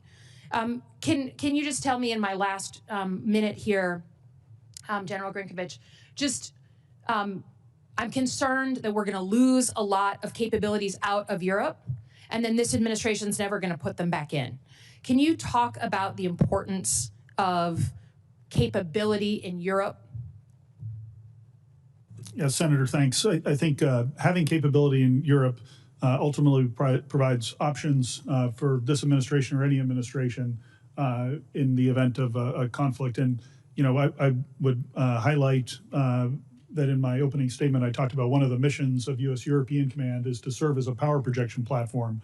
And so it is having capabilities in Europe, munitions in Europe that allow us to help U.S. Africa Command to target terrorists in Africa, or to help U.S. Central Command as they execute Operation Epic Fury. And so, you know, the distances are shorter, it's less expensive, and it's much easier to project power with our network of bases and allies. I would just say American power is still important, and deterrence is the best option, and the way we do that is with capabilities. If anyone thinks that Vladimir Putin is deterred when we leave Europe, I would love to sell them a bridge. Thanks very much. I yield back. Thank you, Senator Slotkin. Senator Banks. General Grinkovich, we hear a lot from Democrats often about how our European allies don't trust us, they don't like us, President Trump has pushed them away. But could you talk for a minute about what President Trump has taught us in Operation Epic Fury about how to bring our European allies on board? It seems like there's a lot of good news here of our European allies coming to the table to help us out. Yeah, Senator, I would tell you that by and large, the vast majority of our European allies, especially at the military level, which is where I engage most often, have been extremely supportive. They've provided access, basing, and overflight that enables General Reed's operations to refuel aircraft coming from the United States, or the great amount of logistics that flow through Europe. It's really been incredible to see. There's certainly some discussions in the press about allies who did not move quick enough, or who did not provide the access that we wanted. But I would tell you that under the tip of that iceberg, there's much more support in Europe for the things that are ongoing in the Middle East right now. What do we make of it? What do we learn from that? Sir, I think that the relationships we have with our European allies matter. I think they admire what the U.S. military is able to do. I think many nations, of course, recognize, as several senators have mentioned, the threat that Iran has played over the years. You know, I reflect on my time in Iraq during the Defeat ISIS operations in 2019 to 2020. And our European allies were side by side with us. And the biggest threat to us was not actually ISIS, it was Iranian threat network, backed forces that were in Iraq attacking and killing U.S. and European forces. And so I think on the military level, many of us understand that threat and understand the menace that it poses. Can you give us a quick thumbnail on an update on NATO's strength and what we're seeing from our allies stepping up to the plate to do more? Yeah, Senator, you bet. This coming year, we'll have 5 or 6 allies that will already be at or near the 5% Hague spending commitments. Many other allies, some of the biggest economies in Europe, like Germany, on a rapid pace to achieve 3 or 3.5% spending by the end of the decade. So there's plenty of appetite and plenty of understanding that a more balanced and strong European pillar within the NATO alliance to complement what America has done for so many years is is essential, and that it will make for a stronger and more healthy alliance moving forward. This is really good news, right? And compared to years in the past where the NATO is stronger and has more money and doing more to step up to the plate to support all of our shared causes, right? I agree, Senator. One thing that I am concerned about, though, with our NATO allies is their reliance on Chinese technology that could compromise the security of critical infrastructure that impacts our forces, U.S. forces. Thanks to President Trump's leadership, NATO allies have committed to spending 5% of GDP, as you just discussed, on their security, including 1.5% on defense-related activities. If allies used part of this funding to rip and replace high-tech Chinese technology, how would that contribute to EUCOM's mission? Senator, we want Chinese technology out of anything related with the defense of the United States or Europe or across the alliance. And so we focus our efforts to help our allies identify where they have Chinese technology in their information networks, that's particularly their defense information networks. And then, there's Chinese technology and ownership across much of the infrastructure that folks like General Reed would rely on to flow forces either across or into the continent. So you're seeing progress on this front? Do all of our NATO allies share our concern about Chinese technology? Sir, they do. Even the allies that I would traditionally put in a category where they didn't pay attention to this, when we highlight it today, they absolutely understand the threat and the risk, and they take action. And would it likewise be helpful if our allies removed China from satellite ground stations in the Arctic? Absolutely, Senator. Okay, that's all I have. Thank you. I yield back. Thank you. Senator Duckworth. Thank you, Chairman. We're now in the second week of President Trump's illegal war against Iran with no end in sight, and I fear the longer that this war goes on, it will have lasting impacts on the readiness of our military to respond to crises and threats elsewhere. Meanwhile, this administration is hiding its incompetence behind the valor of our military men and women, as if questioning why we're at war is equal to questioning the valor of our troops. We all know that that is not true. I know that our military will always do the best and most professional job possible. But that means that we here in these chambers, who are the elected representatives of the American people, are beholden to do our job and make sure that this is the right war, one that is worth our troops' sacrifices. And we can't forget that that sacrifice extends to our logisticians and support staff, as we've been tragically reminded by the 6 soldiers of the 103rd Sustainment Command that we lost last week.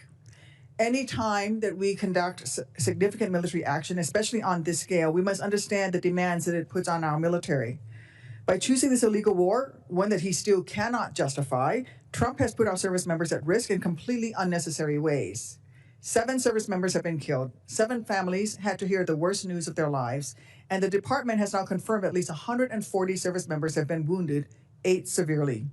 And with the expansion of this campaign, including to overhead air operations within Iran and possible naval escorts, our troops may be at even greater risk going forward. General Reed, Transcom has been working for years to modernize our global patient movement enterprises for the complexities of large-scale combat operations. Can you explain the challenges that our medical evacuation system faces in transporting critical care patients when airspaces and maritime routes are contested, as we're seeing currently happening in the Middle East? Senator, initially what has to happen is we need to put the entire system in place. That requires us to forward stage teams, not just the teams that will provide the care, but the teams who actually provide the scheduling and the teams who have the initial communications with higher level facilities along the route. Sometimes we have to put those in place in an environment that's contested, and then they continue to serve throughout. But that is done in concert with the theater commander who provides the force protection. And then once the scheduling begins, we then put the aircraft in place at the point in time of need. It requires that the patients are stabilized, and once they're assembled, we pick them up, and then we fly them out. We also depend on force protection to clear the airspace so that the aircraft can get to the next station. And then also important for us is the permission to overfly so that we can have the shortest and the fastest routes. So to summarize, it's incredibly complex. We need to make investments in the system. And there's a lot more work to be done, but you're doing the absolute heroic best with what you have. Our wounded service members and logistics professionals now face the realities of medical evacuation in an airspace, as you've mentioned, contested by missiles and drones from the enemy. I don't believe Trump considered these risks when he chose this war without understanding how it would spread in the region. And I know they're not investing in medical readiness in the Indo-Pacific, where despite the real possibility of military conflict, actually in our national interest, we have actually less medevac experience and much greater distances to cover. Similarly, it's the same situation in Africa. Even before this war, the department underinvested in our medical evacuation system, which is why I've advocated for years to give Transcom and the services the resources that you need to rapidly adapt to future contested environments. These gaps will only widen as we continue to strain our system. General Reed, can you speak to the importance of secure connectivity and the potential impacts, I mean, both logistically, for logistical support, but also its potential impacts on existing gaps to this essential medical evacuation mission? You and I discussed this a little bit the other day. Yes, Senator, what's important is making sure that we can pass the information on the status of each person that we attend to. Being able to make sure that that information gets established at the point, but also forwarded to the next station. That way we can have the proper physician with the proper care and proper equipment to attend to them. As we continue to press for more secure communications, then we will make sure that there is no drop in the care. Are you facing some challenges right now? We are facing challenges in terms of secure funding. Okay, thank you.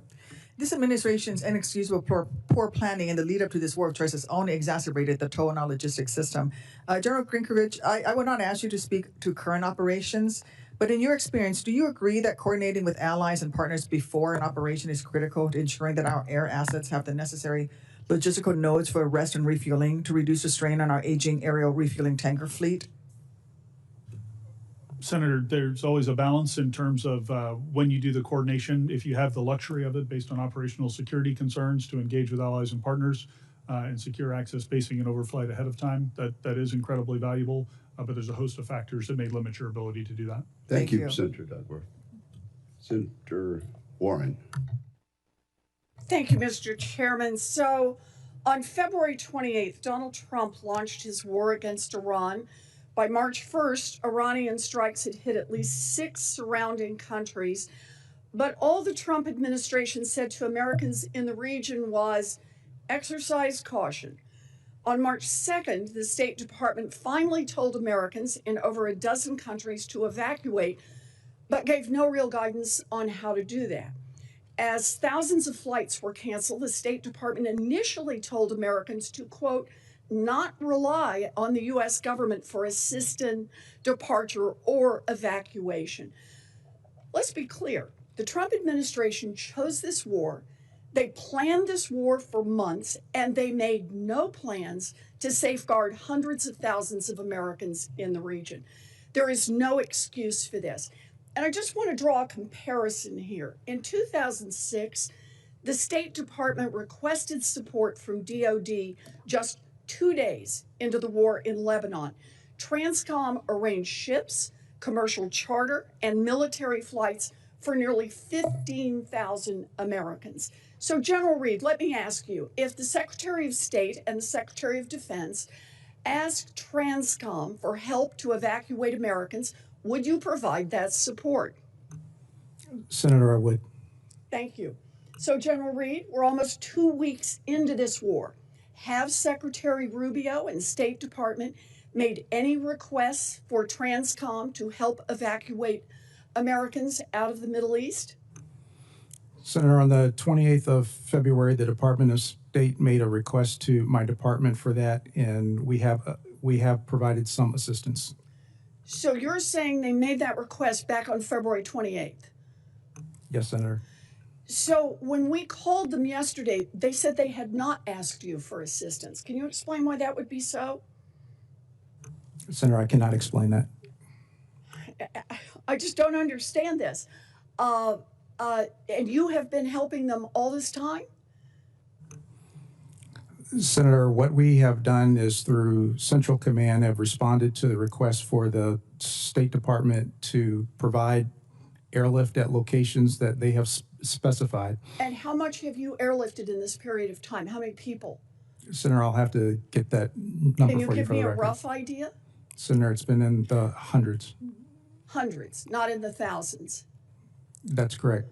But I will say that as we continue to watch the situation, there have been other flights and other opportunities for American citizens to get out of the way. Some of that has been by ground transportation, and some of it has been by commercial charters by the State Department. Are you saying you're not doing more because you think that Americans who are in the region are currently being adequately served by commercial flights and private vehicles out of the region? Is that what you're saying? Senator, what I'm saying is we have responded to requests for specific tasks in conjunction with the commercial flights and what Transcom is providing. There are a number of ways to get our citizens out of harm's way. Okay, and what I'm trying to understand is why you're not doing more, because I'm hearing from my constituents who are stranded there, who've been stranded there for 2 weeks, and they're asking for help, and they're not getting help from the U.S. government. And you're telling me that you're not helping because you think they've got plenty of other ways to get out of the region? Or is it that Secretary Rubio is not asking you for that help? I just want to understand who bears responsibility here. Senator, it is the responsibility of all to care for the citizens that we have in harm's way. And as we receive a tasking and the opportunities to do that, Transcom is responding. Okay, so my constituents and other Americans who are trapped in the region are trapped there because Secretary Rubio is not asking you for help. Is that right? I just want to understand what's happening. We've been asked for help, and we're available to do that. And so as we are able and the conditions permit with CENTCOM, we are involved in all the coordination to meet our citizens where we can get to them and then transport them to safety. So you have provided all the help you've been asked for. You just haven't been asked for more help. Is that right? Senator, we have been tasked, and we have responded to each of those tasks. Look, I understand military speak here, but I don't understand how it is that we could get 15,000 people evacuated shortly after the war in Lebanon, and now we've still got thousands, tens of thousands of people trapped in the region, and I'm not understanding what your answer is here, and I don't think the American people are either. Thank you, Senator Warren. General Reed, has the State Department contacted you in this regard to ask for help? The State Department has, just as they did in the response to Lebanon as well. During that time, there were provisions to get people out by sea lift and charter, and so the amount of people who left with Transcom help as well as State Department charter. Thank you very much, Senator Peters. Thank you, Mr. Chairman. General Reed, as you're fully aware, the Straits of Hormuz is a strategic choke point in the Middle East, with nearly 1/5 of the global petroleum and 3.5 trillion cubic feet of liquefied natural gas annually transits the Straits. The Straits closure that we're seeing right now has left about 1,000 vessels stuck in the Persian Gulf. 2 tankers were set ablaze just this morning. And even before these attacks, the uncertainty have caused gas prices to skyrocket, oil trading up to $120 a barrel this weekend and still at elevated levels and likely to continue to go up. In fact, according to the International Energy Agency, the war has caused, and this is quote from them, the largest supply disruption in the history of the global oil market. That's a big statement, in the history of the global market. Additionally, 30% of the world's fertilizer supply passes through the Straits. This increases prices for American farmers as they're beginning planting season. This will mean food prices will also go up dramatically across the world. We have felt the impacts of the Straits closure here, surely in prices and many goods, but we also can't forget the impacts of our service members who rely on being resupplied. So a question for you, sir, is are you in talks with the CENTCOM commander, Admiral Cooper, on having actual plans to open up the strait to commercial traffic and also to ease service member resupply in the region? And we are working with Admiral Cooper as he continues to prosecute the operations that he has. In the warfighting sense, we are doing all that we can to help him get after the targets that he needs to actually suppress the threats on the straits. There is intense concentration to make sure that we can reduce that enough to get to a point where we can get through the straits. When it comes to the sustainment for the forces, the strait is not the only way that that we're restricted to in order to resupply force sustainment. We have alternatives for that, and we're currently executing that as we speak. General Reed, the TRANSCOM provides basically the logistics backbone to support our forces in any conflict, including the war in Iran, as you were talking about. But this means not only moving troops into the region, but also ensuring they have food, fuel, and munitions. And we talked about this issue at length on an office call. And we talked about how TRANSCOM relies heavily upon commercial partners to be able to augment your capacity to ensure the delivery of these key supplies. So my question for you is, how has your ability to deliver these critical supplies been impacted given the contested logistics environment we're in right now, where we have commercial ports, commercial fuel networks, and commercial partners that have been significantly disrupted as a result of the closure of the Straits of Hormuz? So we do acknowledge the disruptions, but this is exactly what we expect in a contested environment. When it comes to the commercial participation, they are able to deliver to points that are safe, and then we will transload, and then we take the responsibility from there. And so in this way, together we do and operate where we can, where we operate the best, and then we still get the warfighter the things that they need in their hands when they need it. So are you believe you're still able to rely on commercial partners for logistic capabilities, or does this mean we have to shift to more military options where we have greater control and greater security? We can absolutely rely on them. Very good. General Grinkovich, we have seen public reporting on the DoD withdrawing Patriot and THAAD missile defense systems from the Indo-Pacific. These are public reports and repositioning them into the Middle East. These moves, I know, have alarmed our allies, simultaneously weakening our regional deterrence and emboldening our adversaries, including China, as well as North Korea. Have you been asked to reposition any of your missile defense systems away from Europe in order to send them to the Middle East? No, sir, I have not. Very good. Thank you, Mr. Chairman. Thank you very much. Senator Rosen. Well, thank you, Chairman Wicker, Ranking Member Reed, for holding this hearing. Thank you, General Grinkovich and General Reed. We have two Reeds here today, right, for your service to our country.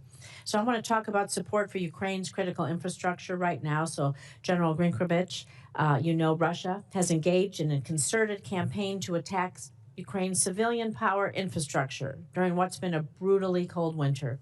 Despite now entering spring, I'm incredibly concerned that Russia will continue to sustain attacks on Ukraine's civilian infrastructure. So I know you have thoughts on this based on our recent conversation in Munich. And so can you discuss your views on the threat posed by Russian attacks on Ukraine's infrastructure, and what kind of support has the U.S. government provided Ukraine to support its critical infrastructure? What more should we be doing in this space? Yes, Senator. As you alluded to, there were a number of attacks over the coldest winter in decades in Eastern Europe against the Ukrainian civilian infrastructure. This included their electrical grid. At times during this period, we saw down to just a couple of hours of electricity per day in Kyiv, as an example. And then attacks on the thermo heating plants as well. Cutting heat to large swaths of many of the cities across Ukraine. So, you know, what I would say is I think that these attacks were broadly intended to put pressure on the civilian population to then pressure the government of Ukraine to come to a agreement to end the war. And what I've observed over the course of studying air power in history is that anytime you attack a civilian population, you usually end up finding that it just hardens their resolve. We take this all the way back to the London Blitz in World War II. Right. The Brits just had a stiff upper lip and kept on fighting. And I think that's what we've seen in Ukraine as well. Moving forward, I am watching very carefully to see now that it is warming up. Do the Russians continue these attacks on that civilian electrical and thermal infrastructure, or do they shift to other targets yet? At this point, it's still unclear, but we're watching it closely. Thank you. We'll be looking forward to updates from that. I also want to talk about NATO.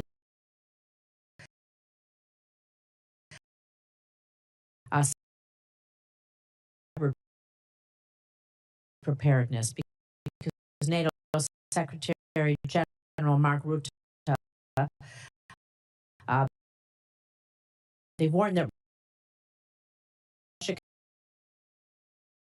be ready to use military force against NATO within 5 years. It's national cyber key defense operational working with our NATO allies, Ukraine, European partners to enhance our cybersecurity capabilities, our cooperation, particularly with those less cyber capable nations, because that puts us all at risk and makes us more vulnerable to our adversaries. Yes, Senator, that's a great question, and thanks for asking it. This is one of the areas where the Alliance and I are focused to try to understand how we can bring the cyber capabilities to bear that nations do have. And while there's some countries that don't have a lot of capability in cyber, there are some within the alliance that do, and some that we wouldn't expect to have. But we're only as strong as our weakest link, right?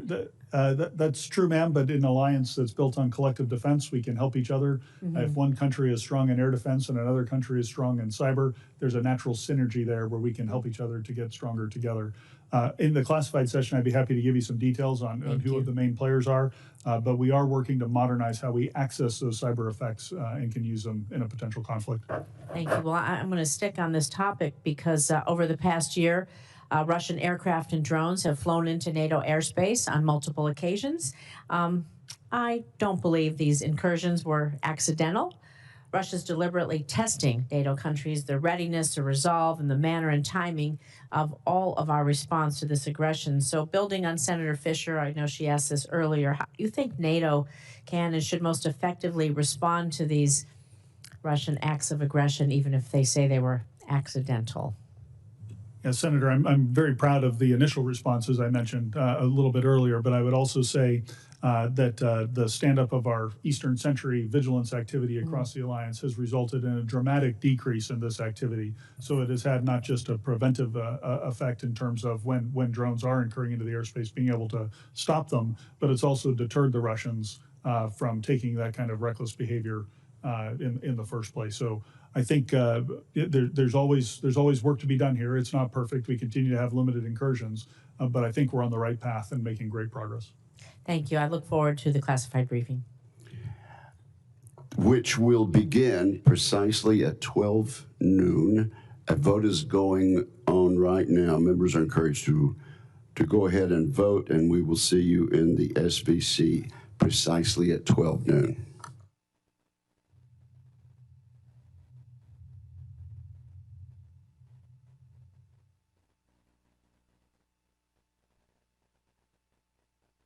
He also serves as the Supreme Allied Commander Europe, making him the military commander of the North Atlantic Treaty Alliance, NATO, the world's only nuclear alliance. General Grinkovich comes before this committee at a time of great turmoil. The United States is engaged in a high-intensity conflict in the Middle East while simultaneously supporting Ukraine's self-defense against the Russians' invasion. EUCOM is involved and provides extensive operational and logistics support to Operation Epic Fury. At the same time, it facilitates the flow of weapons and intelligence to Ukraine. And of course, our forces in Europe remain at the ready to deter and defend against Russian aggression. Our European allies provide access, basing, and overflight rights to our forces. This creates enormous military advantages for the United States. Our presence in Europe enables us to project power into adjacent theaters, most obviously into the Middle East, but also to Africa and now the Arctic. Our European allies are rightly increasing their defense spending, but we must recognize that they are sharing the political and military risk of war too, and that is every bit as important to U.S. interest. So this is a welcome development. Defending against armed aggression from Russia remains the most compelling rationale for the NATO alliance. Russia is led by Vladimir Putin, a war criminal and ruthless murderer and dictator. He possesses the world's largest and most diverse nuclear arsenal, and he always cheats on his arms control commitments. In Putin's twisted view of the world, Russia is the victim of historical injustices. He has proven willing to take on extreme risks to redress these perceived historical injustices against Russia, most notably by launching a full-scale invasion of Ukraine, and entirely a war of choice. Some have proposed a precipitate reduction in U.S. forces deployed in Europe. Such an action, which some have entitled NATO 3.0, would have us take an unnecessary vulnerability on at a precarious moment. Putin could easily interpret that action as weakness rather than resolve. During the Cold War, we shared the burden of conventional defense in Europe precisely because it was in America's interest to do so. This remains the case today. Europe has heeded President Trump's call to step up on defense spending. We now need to ensure that political will is turned into hard combat capability as soon as possible.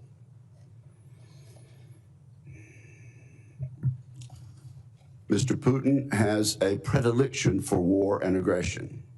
That is a fact, and it led this committee to place a floor on the U.S. military's force posture in Europe, particularly the Army Ground Maneuver Forces. Mr. Putin's aggression has caused us to make that decision. We took that step in the National Defense Authorization Act that became law in December, a bipartisan achievement. The law reflects our collective judgment that now is not the time to accept unnecessary risks in Europe. The best way to reduce the need for defense in Europe is to degrade the threat posed by Russia's military. Ukraine is doing exactly that.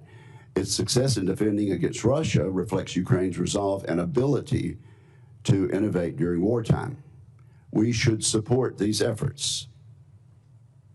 We should immediately begin a crash program to take advantage of new production lines here in America, building new low-cost weapons to help the Ukrainians defend themselves. This includes low-cost cruise missiles, which we can build thousands of every year, and includes new, more easily producible air defense interceptors. While General Grinkovich is focused on the European theater, General Reed supports the global joint force. TRANSCOM's expertise and precision allows the joint force to extend its reach far beyond the safety of friendly confines.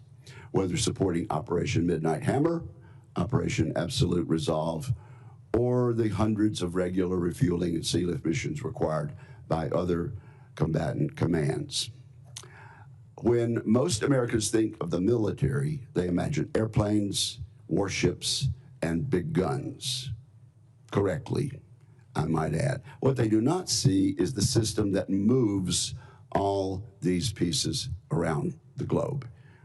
A worldwide network of American logistics assets keeps our far-flung bases ready for action. We are the world's best military in part because TRANSCOM runs this complex system. China and Russia know this. These adversaries are not simply modernizing their armed forces, they are intentionally targeting our global logistics network to prevent us from operating around the world.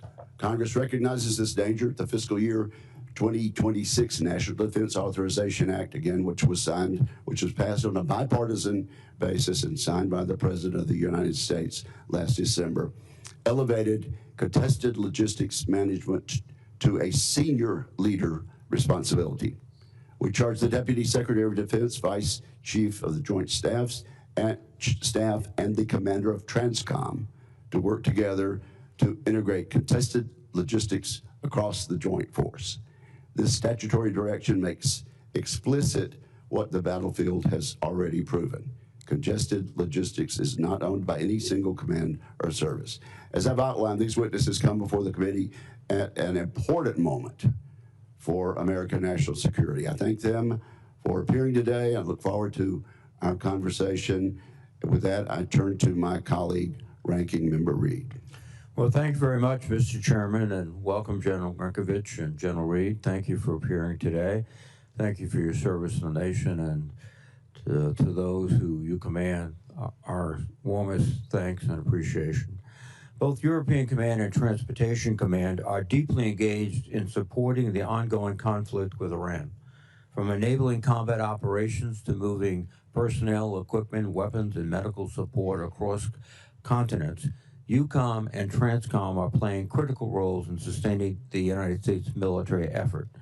This conflict is a reminder that modern warfare requires the full integration of every element of American military power, from operational forces, logistical networks, allied basing access, and the strategic mobility that connects them all.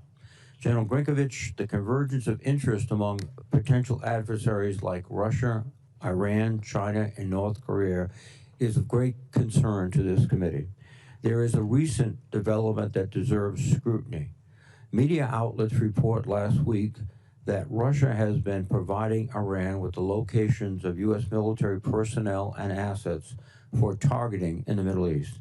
I'm deeply concerned about this development, especially because the White House has sought to downplay it, and Secretary of Defense has said that he is, quote, not concerned.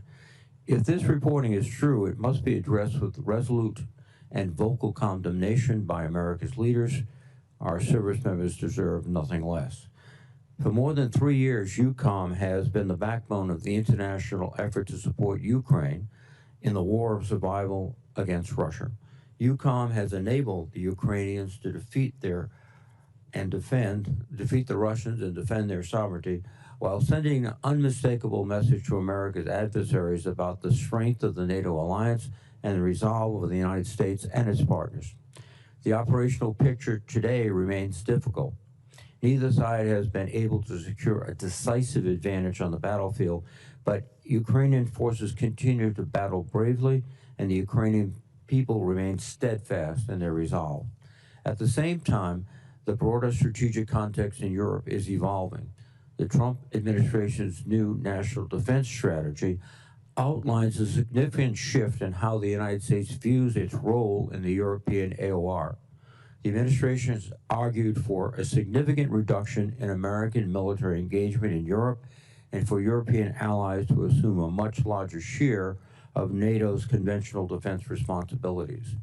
Strengthening Europe's own defense capabilities is an important and necessary goal, which, it should be noted, our European partners are already making impressive strides.